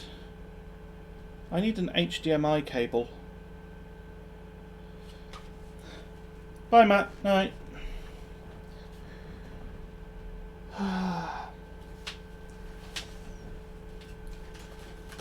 I also need. Is this my? Sorry, having really delayed the stream. I've ended up in a situation where, like, welcome back, anyone who got ads. I've ended up in a situation. What was I going to say? I'm trying to work and talk at the same time. So I didn't actually really use that time to prepare, if I'm honest. I mostly spent the time like worrying about preparing, which is a really inefficient use of time when you think about it.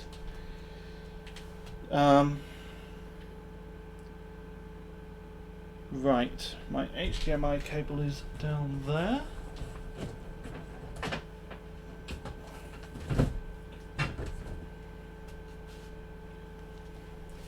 It's kind of weird, I still have the Twitch dashboard up, so I'm like seeing it on a delay. Let's swap that back to OBS, or slobs technically. Or well, it's Streamlabs Desktop they call it now, because I mean they're not OBS. They're using OBS's code. And personally, to me, it being called Streamlabs OBS made it a lot clearer what it was, but I know different people have different views on that.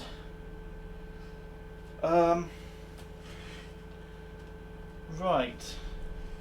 So I could set up the capture card, but what I'm thinking is I'd rather just use the camera, at least until I know if things are working. I need a kettle lead for the power supply. I know I have one somewhere. Aha, here we are, here we are. There it is.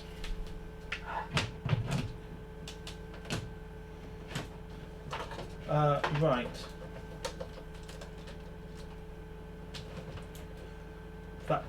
That's okay, isn't it? Yeah.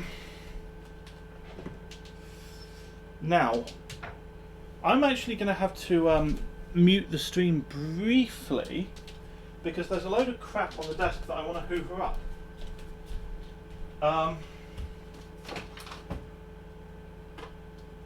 So I have a non-sponsored vacuum cleaner here, and as quiet as it may be, it's a bit loud for the stream, so I'm just going to mute you briefly. Speak to you soon.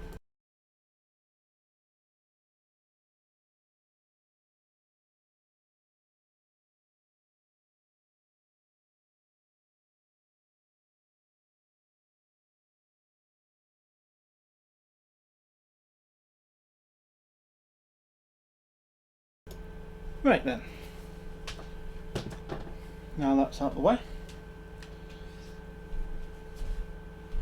Keyboard and mouse I still need. The keyboard was on top of the system and then I moved it, so there it is.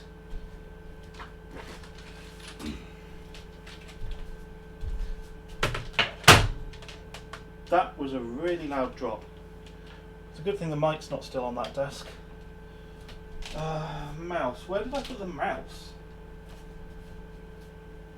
Where?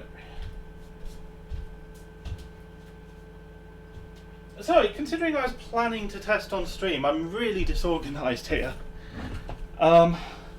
There's a mouse. Is that the mouse? The same mouse. That'll do. That is the mouse.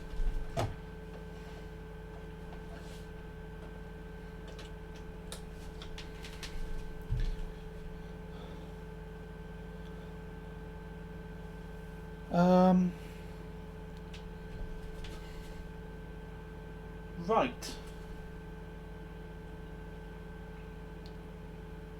So, installing the graphics card.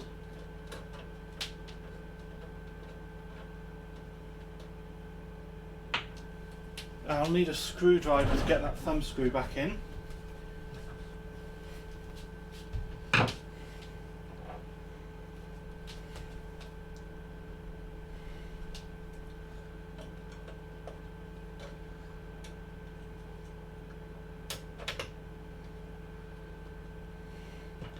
I will be happy if this like boots.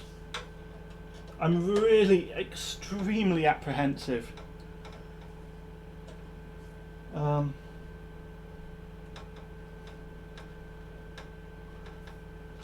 Like if it actually still works, I will be pretty pleased.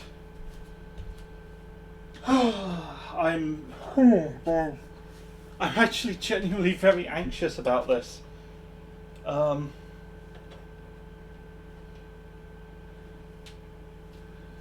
Right. Okay, let me fiddle with the camera a little bit. Raise the angle slightly. Now, The only problem with that is you can't see one of the voltmeter screens. I don't want to have the capture card in the mix. I'm going to pull the camera over a little.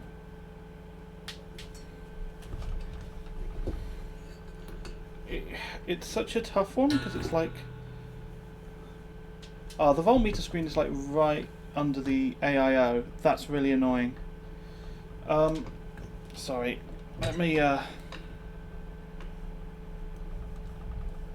Let me do the other thing that I can do, which is just rotate the system. Yeah. Well, you can see the first two screens. Two cameras, one... With more time, yeah. Well, once I know if it works, I can set up the capture card. That won't take long. But for this, I want to just... Oh boy, screen is on. I am so fucking anxious right now. Oh my god.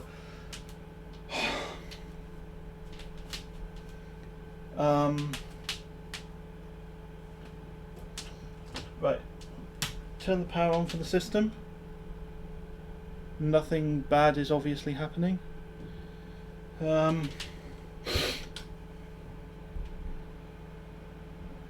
Okay, we have 1.6 memory, 1 volt core according to the meters. That is very sane. Now it does normally take it a few goes to post. That's normal. Do not curse it salty, please.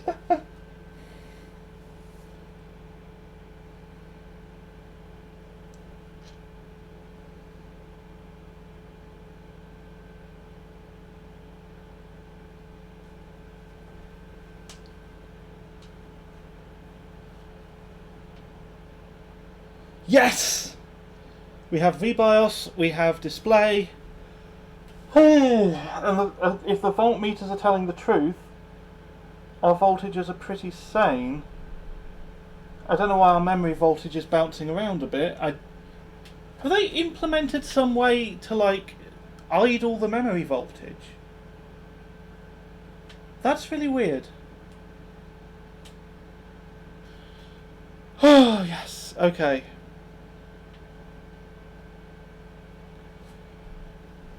Salty says power saving. I mean, yeah, and I know Nvidia love to do that, but the memory voltage is a dumb 8-pin controller.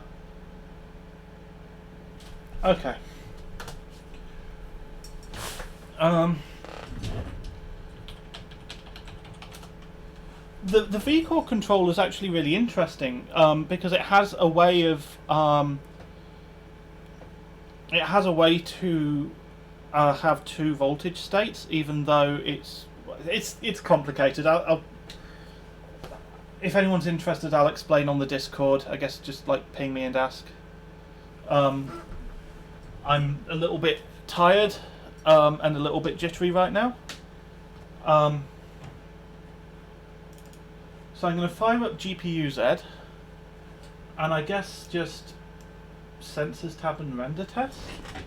I'm really interested if running the render test makes the voltages go up. Yeah, it does, look at that. And the render test is running and nothing bad is happening. Okay, I think I've successfully... well, no, what I've done is I've added voltage monitoring to a graphics card and I've not killed it. Next stream Mick takes GT740 gold. No, that would need cold.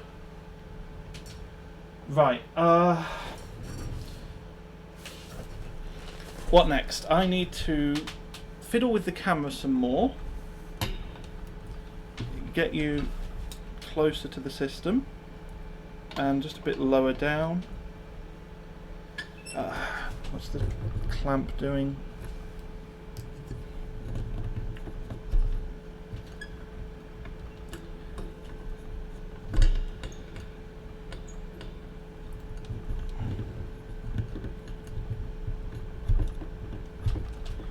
Right. drop the camera down. Is that okay? That's probably okay.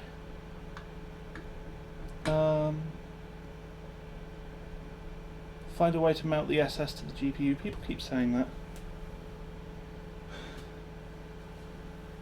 I'm a little bit concerned that the GPU voltage has just sort of crept up slightly to 1.25 volts.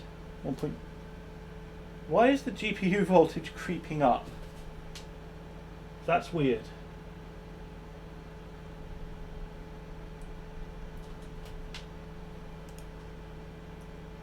If I kill the render test, what happens?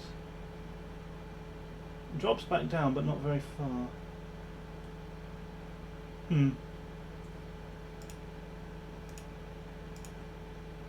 Start the render test again. That's really weird. According to the voltmeter, the GPU voltage creeps up.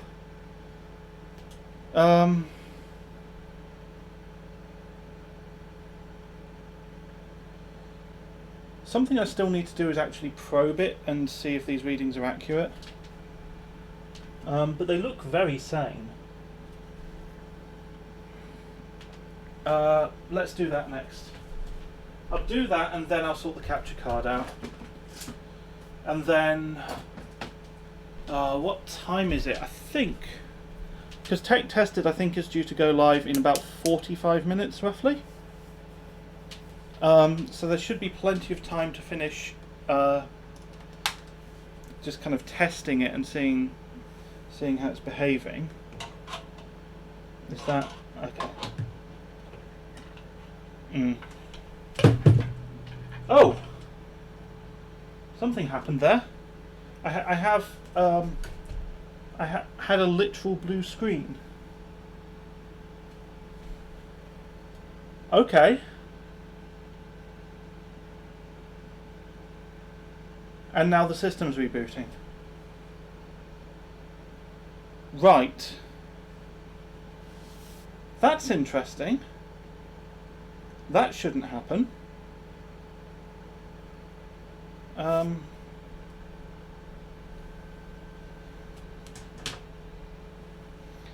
just going to tilt you down a bit. And I'll see if I can tuck the multimeter in there, as I've done previously.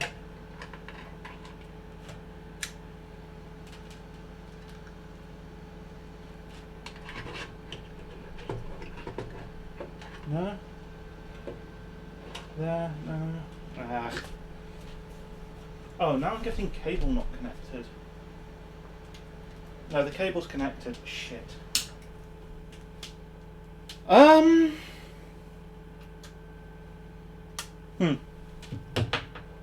That's concerning.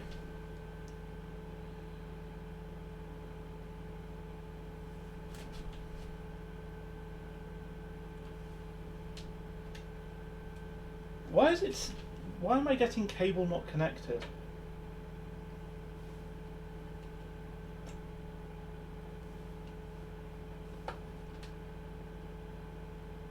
Normally, even if the card's off, it doesn't say cable not connected. That's weird.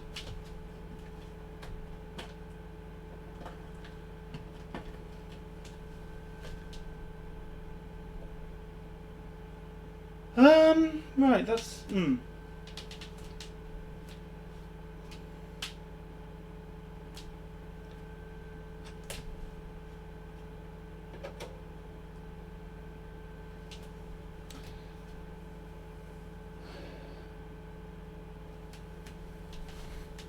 Matt says he will start his stream after you end, so if you run late it's fine. Where is he on that?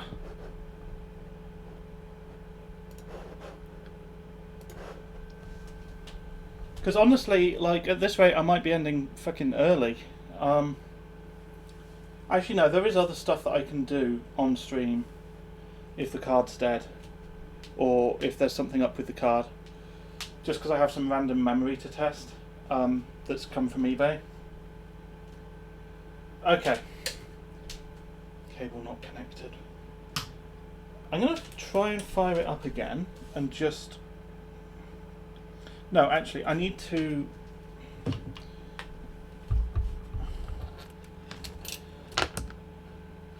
Both people are awake, so stream could start at 5 easy. Okay. Sean, it blue screened, as in literally just the entire screen went blue. And then restarted, and now it's saying cable not connected. I'm going to try firing it up again and see what happens. But I want to probe the voltages while I'm doing it, so that's what I'm setting up now, hopefully, is the ability to probe some voltages. But this is Blue Paul Wolf says not seen any magic smoke yet, so there's still hope. Yeah, that's true.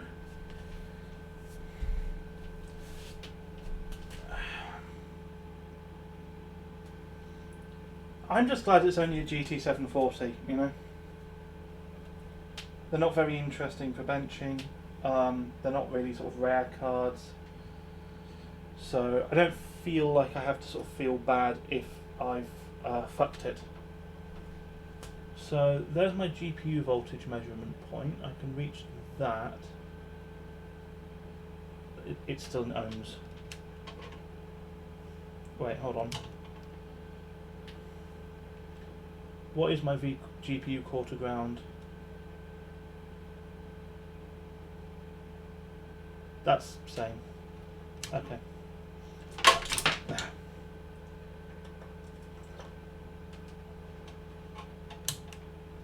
In fact, that's a good way for me to check if my there's my memory voltage measurement point.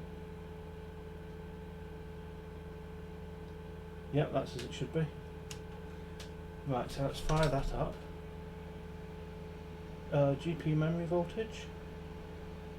Yep, voltmeter looks pretty accurate there. Core voltage. Yep, the voltmeters are pretty accurate, I think. That's good.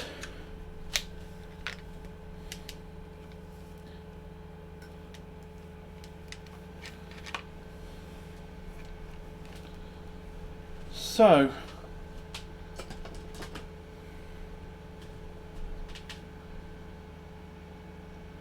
will the system actually turn on again?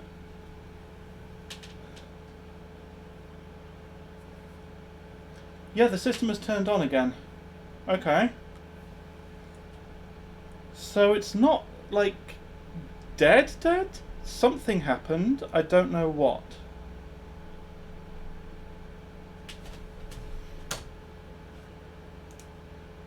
I'm going to shut that down though. I'm a little bit sort of uncomfortable now, as you can imagine. Basically, I don't want to be like messing around with the capture card wiring while it's running, so I'll do that while it's not running, i.e. now. Cable not connected, cable not connected.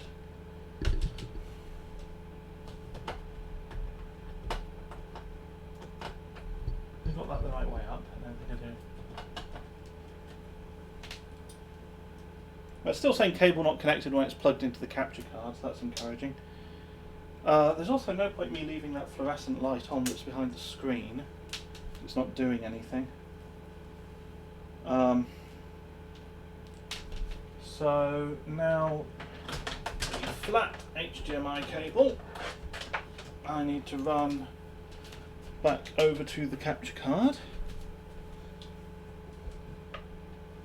if I can. Blue Wolf says it might be an overheating related issue if the thermal paste isn't connecting very well. Yep, quite possibly, quite possibly.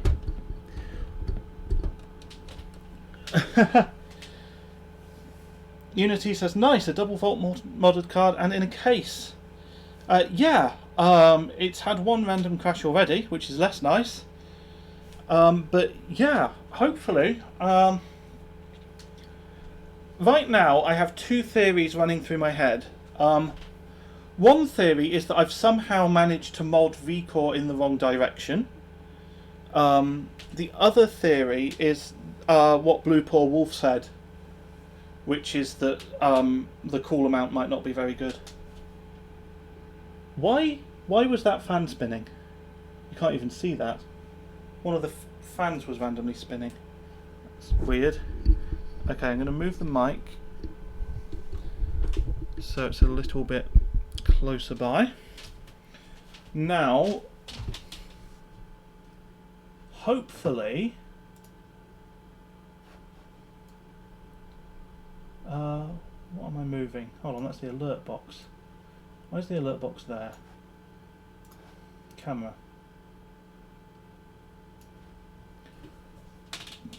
Hopefully the capture card is plugged in correctly.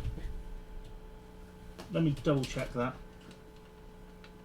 No, that's not correct. Okay. Got my out and in reversed. I'm glad I checked.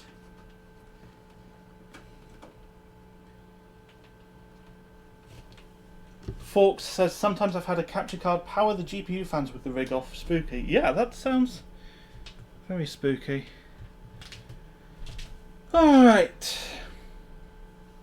Let's fire it up once more. And, yeah, if there's one thing I would definitely do differently, and there isn't, there's more than one. I mean, for starters, I wouldn't bloody burn my finger. But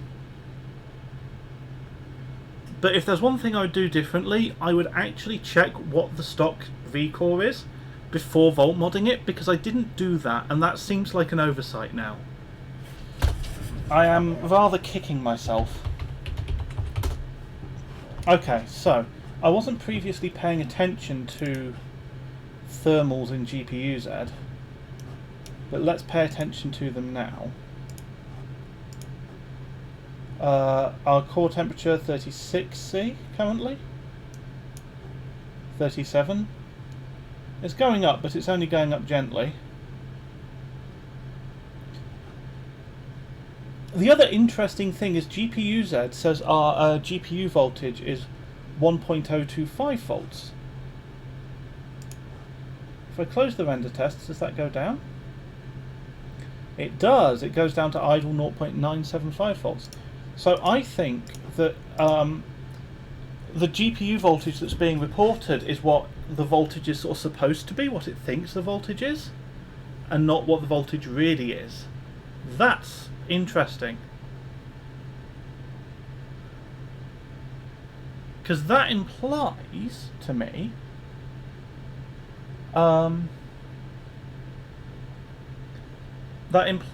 that everything's fine. Like, I have modified in the right direction. Our GPU temperature seems to be in check. Unless the memory hates the added voltage, which would be weird. But not impossible, I suppose. Forks says, yeah, GPU-Z rarely reads correct after feedback or similar mods, just what the driver is trying to run. Okay, that's good to know.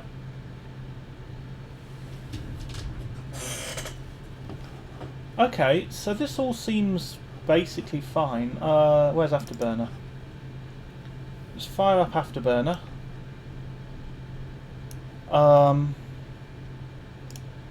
And let's manually max the fan speed. I say max, 90%. It's kind of interesting that it has fan speed control even though it's only 2 wires. I guess it just doesn't bother to monitor the fan speed. So does our temperature drop now we've pushed the fan speed up? That's what I'm interested in.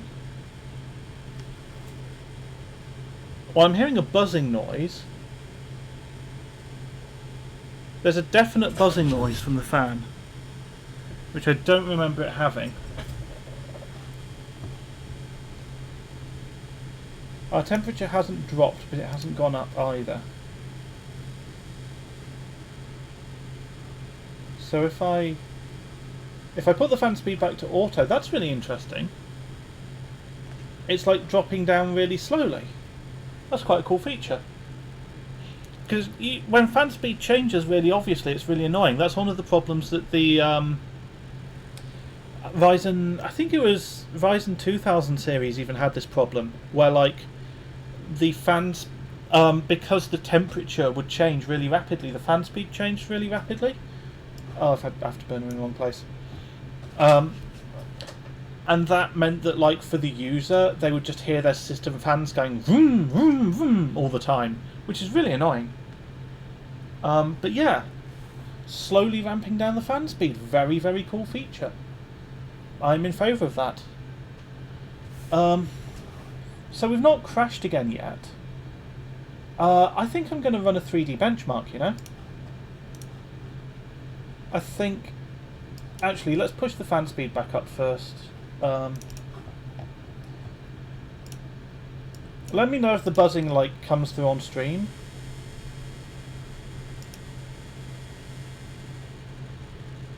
Oh, the buzzing's actually not as bad now. The buzzing has let off. It stopped buzzing. Okay, cool. So let's run Night Raid.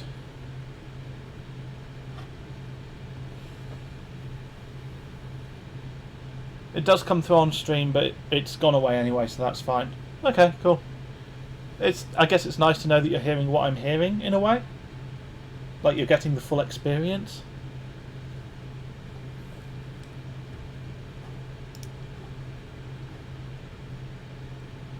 So let's put it through Night Raid and let's see what happens then.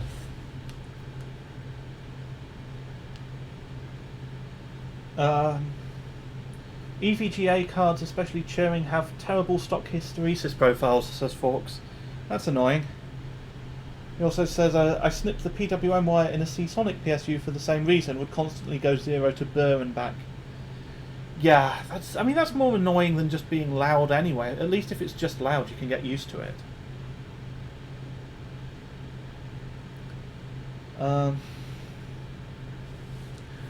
While Night Raid runs, I did a stock run of Night Raid before, and I posted it on Discord because it was having some weird issues. Because the validation was seeing that previously an AMD card in the system had had TESOF, and it was saying, oh, your Nvidia card has TESOF, that's no good. But that means that I have the validation from that handy, because I posted about it in the HardwareBot Discord. And that means I can find it. And that means I can compare the score now. Slight buzzing from the fan there. So yeah, fingers crossed. That fan is really not sounding very happy.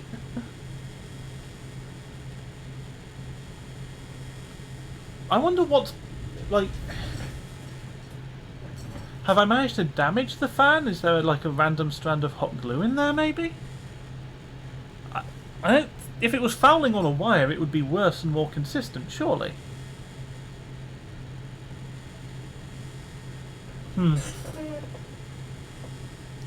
Is it rubbing on a cooler fin, asks Sean. I don't think so. And again, I feel like that would be sort of worse and more consistent.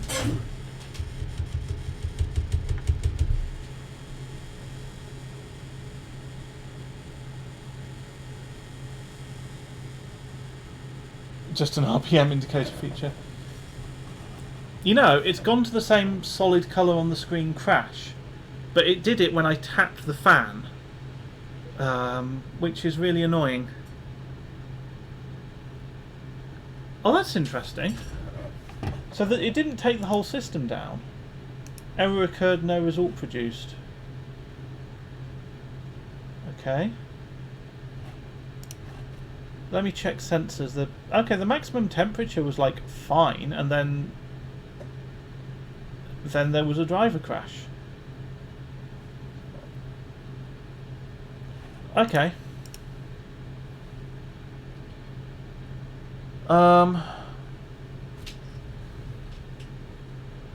Salty says, oh, on that colour. On AMD, that's when you shit VDDCI? DDU driver? No. I tested with this system, with the unmodded card, and it ran absolutely fine. I'm going to check the thermal paste spread.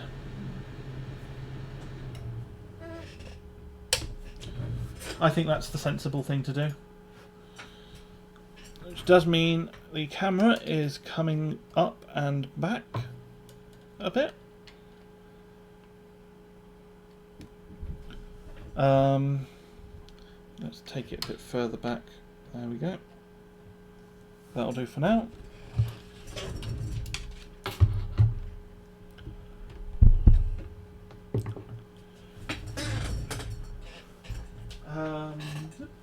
Screwdriver. Salty says that's 100% a memory thing. Maybe it doesn't like the extra voltage. I can believe that. Maybe I just modded VMem on a card that doesn't like memory volts. I'm going to check the thermal paste spread anyway, because like, I'm worried. I won't be happy if I don't. And then what I'll do is I'll see if I can just, I don't know, twiddle the pot a little bit, reduce the memory voltage. Maybe it actually needs the memory to be undervolted. I've heard of that. Come on, out you go. There we are.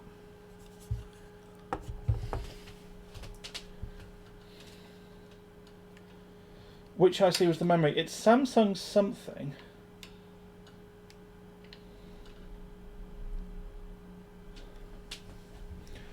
I don't remember what. I think it was... I could have sworn it was like S-die or something. Salty says, I'm hoping it's paste but doubt. Yeah. Where did I leave the screwdriver that's actually the right size for the card?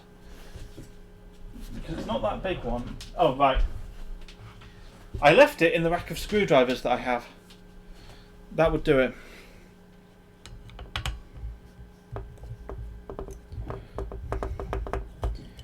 I can believe that it doesn't like too high memory voltage. That's very realistic to me.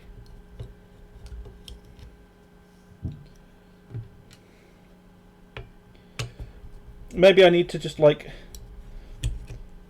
lift the feedback mod from ground and like attach it to VMem instead.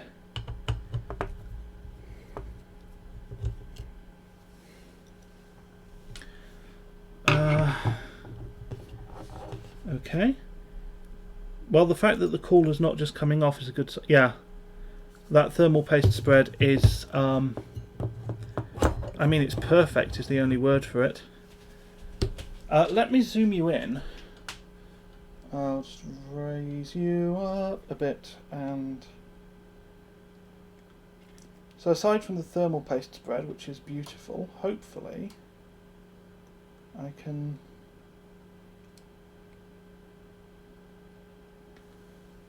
There, you asked what the memory chip was, and there is your answer. I think that would make it S-die. He also says, I find it interesting how a given gen people just say Sammy, Hynix, Micron, etc., but there are multiple GDDR5. Yeah. Sean asks, did you hard mod the voltages or is it adjustable? There's Trimpots on it. So I should be able to back off the memory volt mod a bit.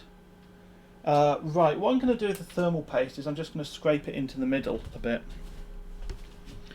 And don't think I need more.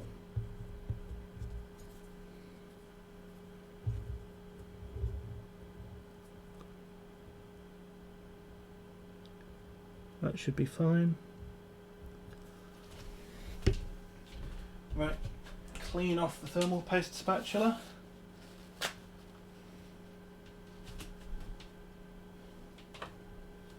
Salty says, weird because nearly all Samsung IC doesn't really bother with voltage.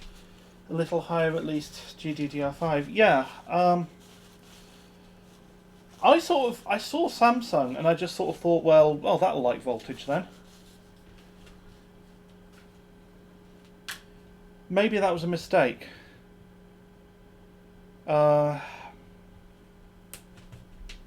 Ooh. I know what I can do to make the reinstallation go a bit easier.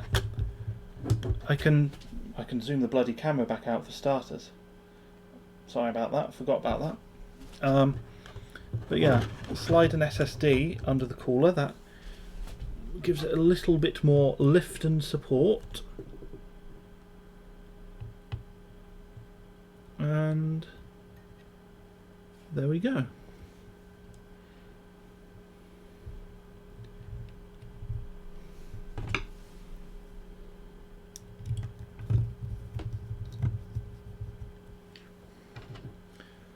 Right. So the next thing to try is basically I'll fire it back up.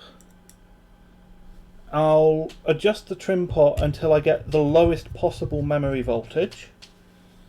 And then I'll see if that makes it past night raid, basically. Seems sensible to everyone?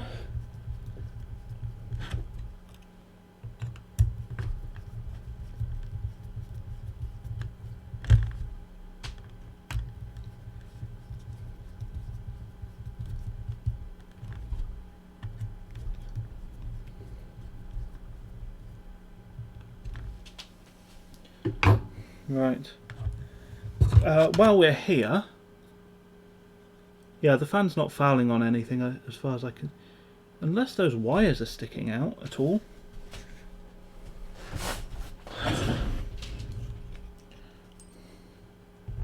There are a couple of wires in there. No, I mean, they're sticking out a little, but not enough to foul on the fan.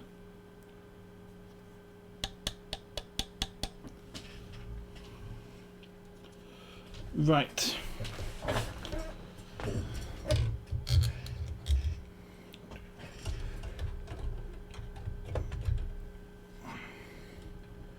I've got Westlife's You Raise Me Up stuck in my head now, after I made that one joke about raising up the camera.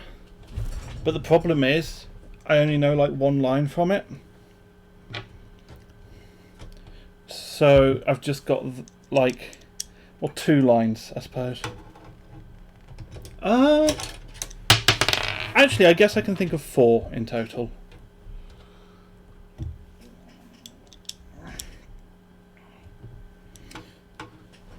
Okay, let's try and... Sorry, the camera's actually in my way right now, no offence.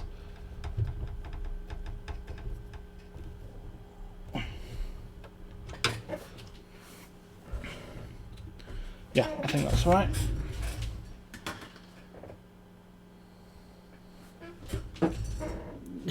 Unity ADATA 650 best benching SSD. What, because it's literally the cheapest?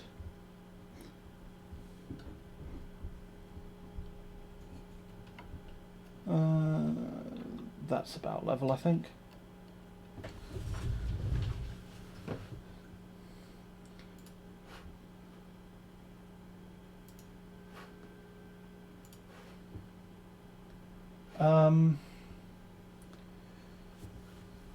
Yoz saying, I wonder what the best performance SATA SSD is and if it will ever change. Surely it's got to be the Samsung, like, what was it, 850 Pro or something? One of the Pros?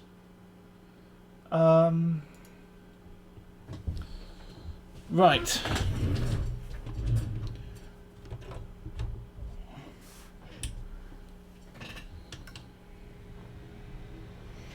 I'm going to need a tiny flat-bladed screwdriver for adjusting those Trimpots with. The good news is, I have one. I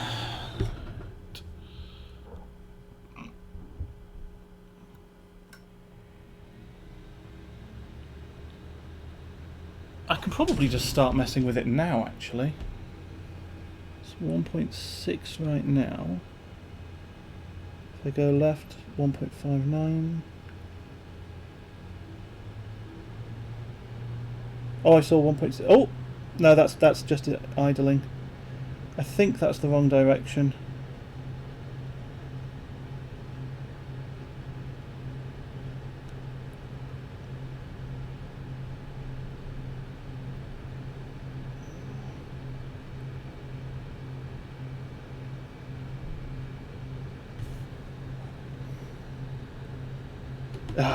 I'm going to have to fire up the render test. This constant idling is an arse. And because it's a Trimpot, it takes a lot of turning to do anything.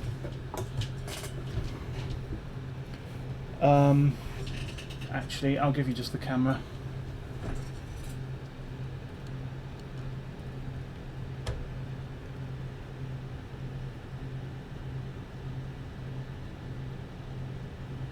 I think that's the right direction. I've seen 1.58 now, but it also 1.57. Yeah, I think that was the right direction to reduce voltage, but the system has also crashed, as far as I can tell, which is not ideal.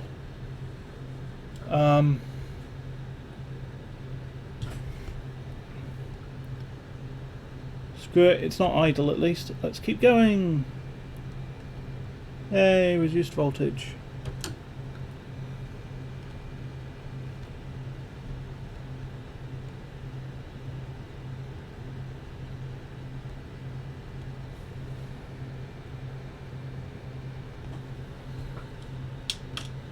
Right, I'll hit reset.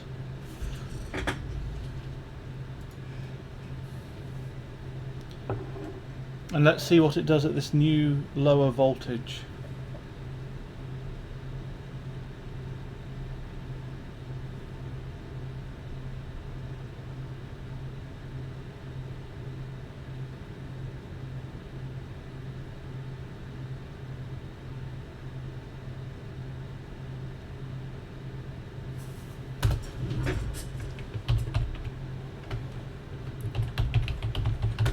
It's possible that there's some part of the core that's also powered by the memory rail as well.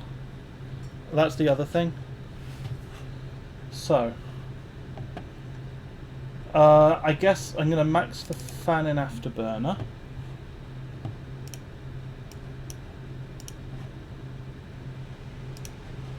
And then more night raid.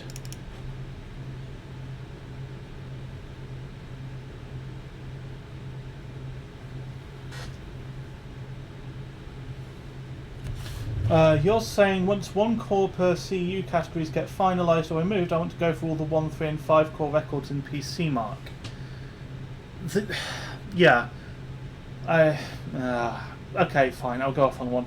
So, let's hit run on Night Raid first. I honestly feel like what's going to happen with those categories is that, like, they will get added, but they'll only get added once they've been made irrelevant by new Intel chips, basically. I mean, 5-core you can do anyway, because, like, well, actually, you can't do 5-core anyway, because Intel's going to have a 5-core at some point. It's going to have a, you know, 1 performance core, 4E core, a chip that's, like, not Lakefield, and then that's going to take the 5-core records. But yeah, it's...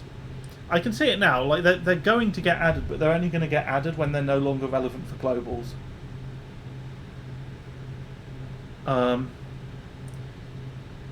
You know, Intel gets the special categories when they're relevant for globals. AMD gets them when they're not. He also says, don't think there's going to be an OC-able P core with those core counts. Yeah, but there's going to be... I mean, I guess the question is whether you can actually disable the E-cores or not. But Alder Lake's really fast. You might not need to overclock. Well, that was the first test in Night Raid. That's a good sign. Is it just me, or is the Vcore reading lower now? I could have sworn the Vcore was at like 1.1 earlier, and now it's like under a volt.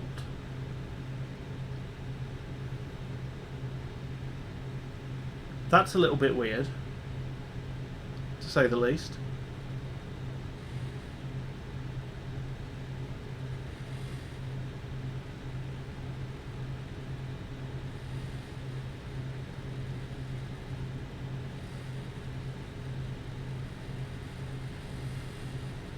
It's buzzing, but that shouldn't affect anything.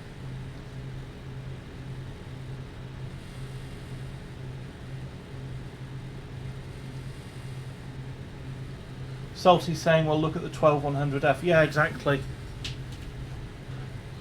It's actually kind of sad, because like a lot of these old global points categories, they're going to just become about locked chips. And well, actually, I've really mixed feelings about that, because I think you can argue that it's a good thing, because it means that there's not really a huge advantage to LN2. And that's cool. Cool. But, you know, that means that, like, non-LN2 people can actually compete for globals, and it's based on memory tuning. That's really cool. I like that. That's great. There's some weird, like, flashes of light going on there.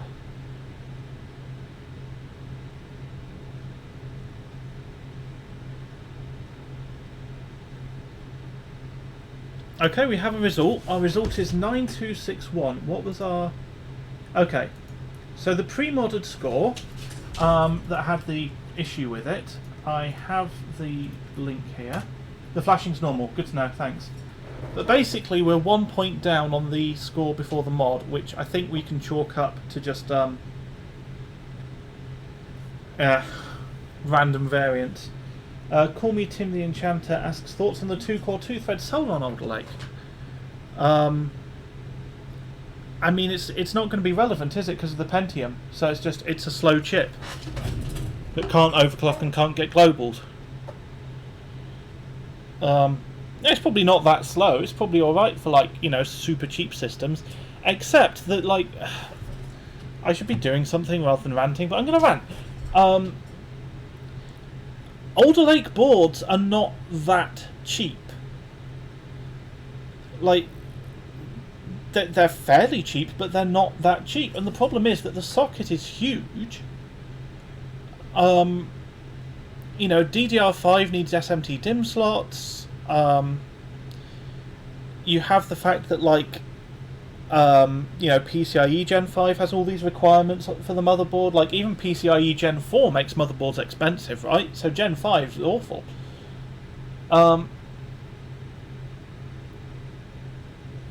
What do you mean Z690 is cheap? What do you want about? Like, there are boards available that aren't ridiculously expensive, but, like, the bottom end of boards is not that low. So it doesn't make sense to me to have a really bottom end processor, because you can't get a board for like $50. So what's the point of having a really cheap processor? I honestly think that there's an argument for a new platform. You know, possibly single channel DDR5, smaller socket, possibly PGA, I don't know. But, like, there needs to be a new low-end budget platform, because otherwise the base cost of a computer is just going up and up. Yours putting single in quotes. Yeah, I mean single channel. Yeah. Right. Okay. So I want to see if the Vcore mod is working.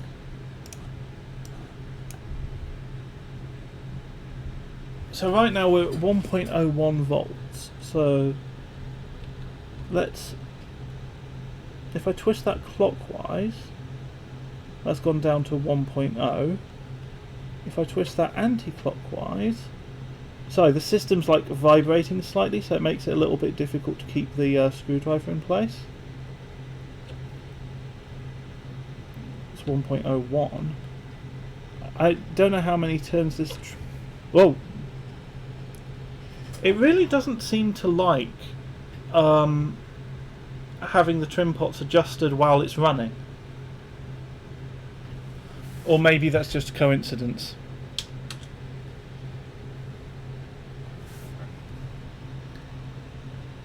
I'm going to give it a couple more turns to the left while I'm waiting for the reboot.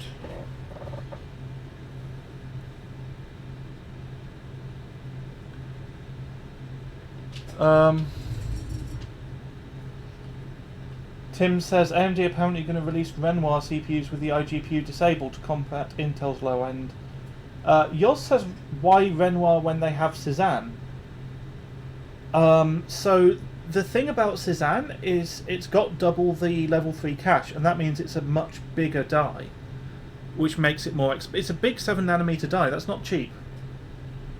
Ren was a cheaper thing to make, so that will be why.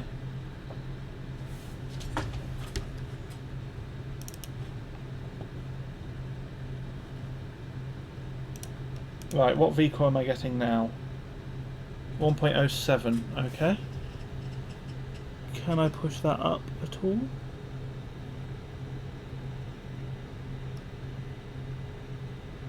Yeah, that's working. 1.1, 1 point more.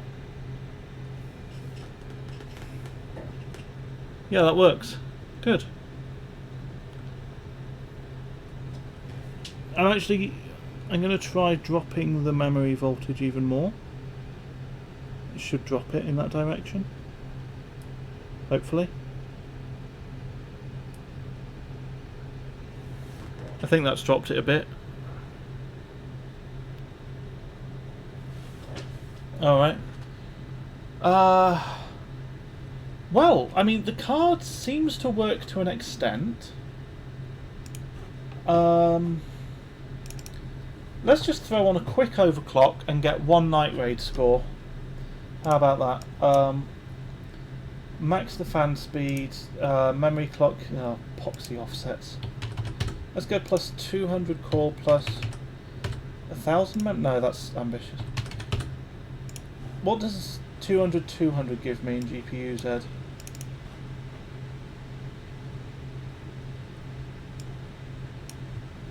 Surely the memory can do more than that. Surely.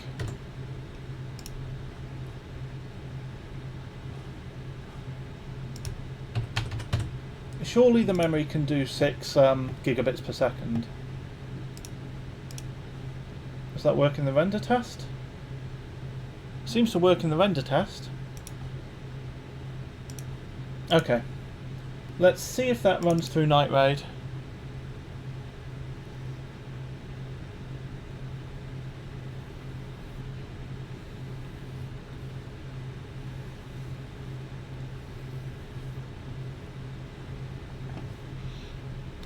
Sort of slightly conscious of time, so there's actually Tech Tested is doing a Country Cup wrap-up stream, which is due to start in about 6 minutes. I know he said that he'll wait until I'm done, but my plan was basically to run until he starts. Which is a bit of an impasse. But I think what I'll say is once I've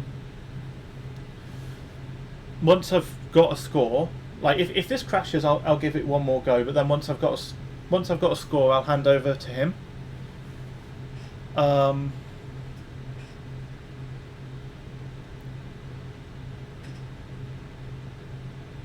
Yoz says if you're having success, keep going. If shit broke, stop. So here's the thing. I really don't like leaving things on broken, because then I never want to come back to it. So I'm hoping that I can end the stream on a success of some sort. Matt, Tech Tested, are you watching at the moment? Are you in chat at all?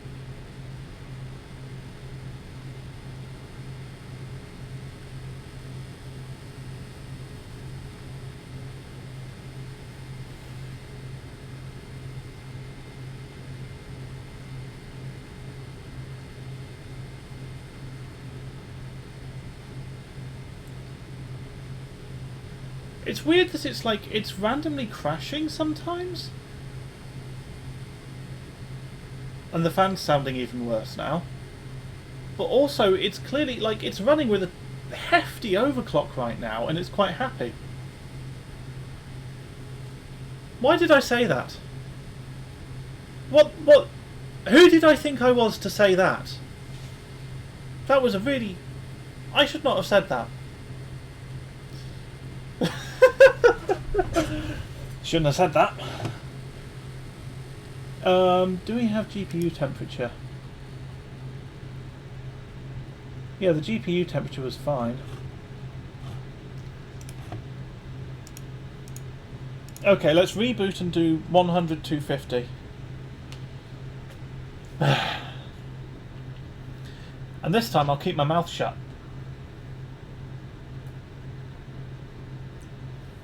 I want to get a score, and I want it to be an overclocked score. And then I'll be happy, and I'll call it, and I'll probably go away and... I don't know, I might cat mod the card, to be honest.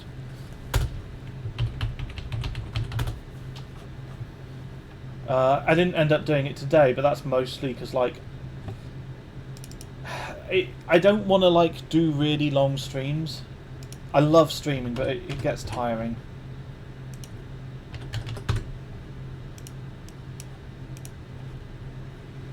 Right. 3D mark.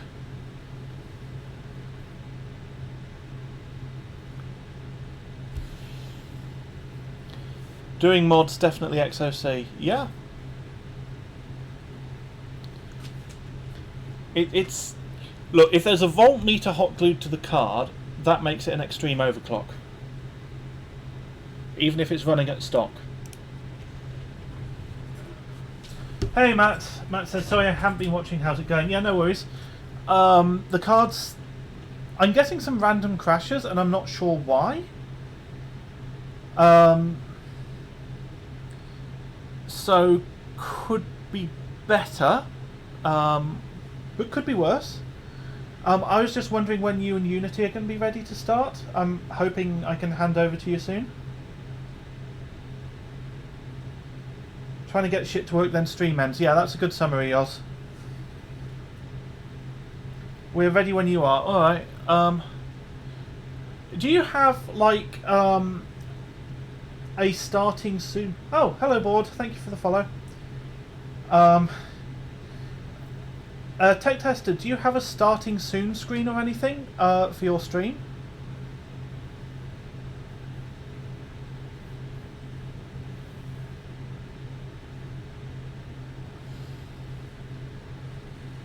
Because what I'm hoping is basically as soon as I get a night raid score, I can just go live. Alright. Where can we watch the stream?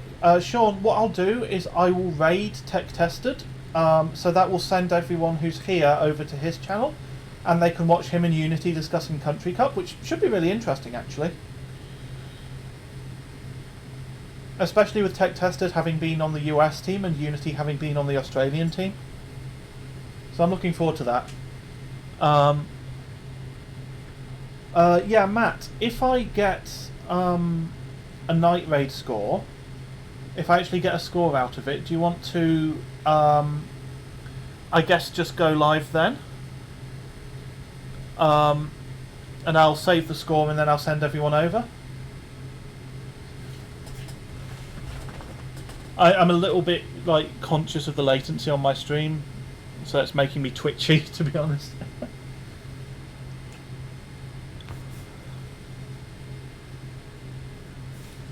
Okay, I'm not going to comment on the progress, right? I'm not looking at you, I'm not looking at the progress, no comment. Yours says, competition good, even if AU won, I'd be happy with the fact someone was competitive. Yeah, I mean, that's the really good thing, is like, you know, both sides did, like, bench really hard and make some really good scores. Germany and Canada also did one. Yeah, Canada did great. Canada put in a great performance. Yeah. You know who didn't put in a great performance is the UK. We sucked, but, you know, whatever. That memory voltage idling is just... it's annoying me. I wonder if it's possible to disable it. Canada plus manpower would be unstoppable. Yeah, absolutely, yeah.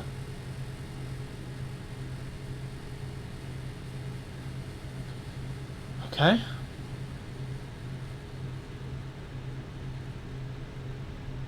We're too far apart, says Salty.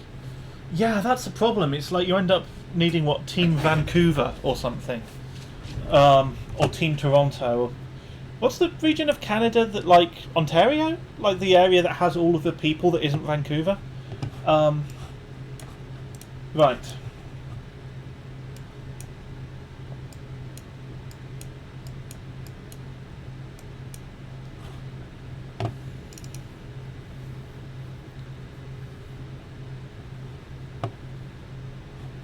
I should probably include a motherboard tab, shouldn't I?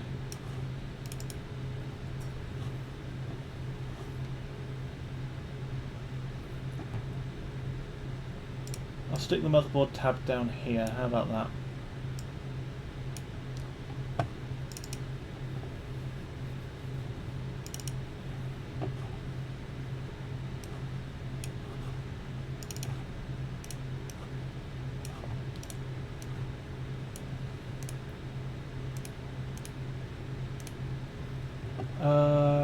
Right. Quick render test. Needs slightly longer than that to hit full clocks. Come on, full clocks. Alright, that'll do. I'm going to save the file as Night Raid 10K even though it's not. Call me an optimist.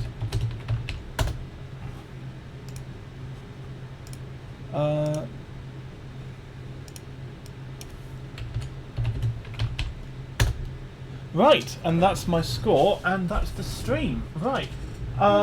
Matt and Unity, do you want to get going, if you've not already? You have got going. Brilliant. So, thank you for watching, everyone.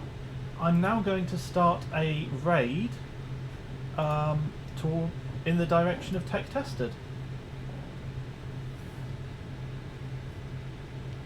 So yeah, cheers for watching, and this will soon be Matt and Unity on Tech Tested discussing Country Cup.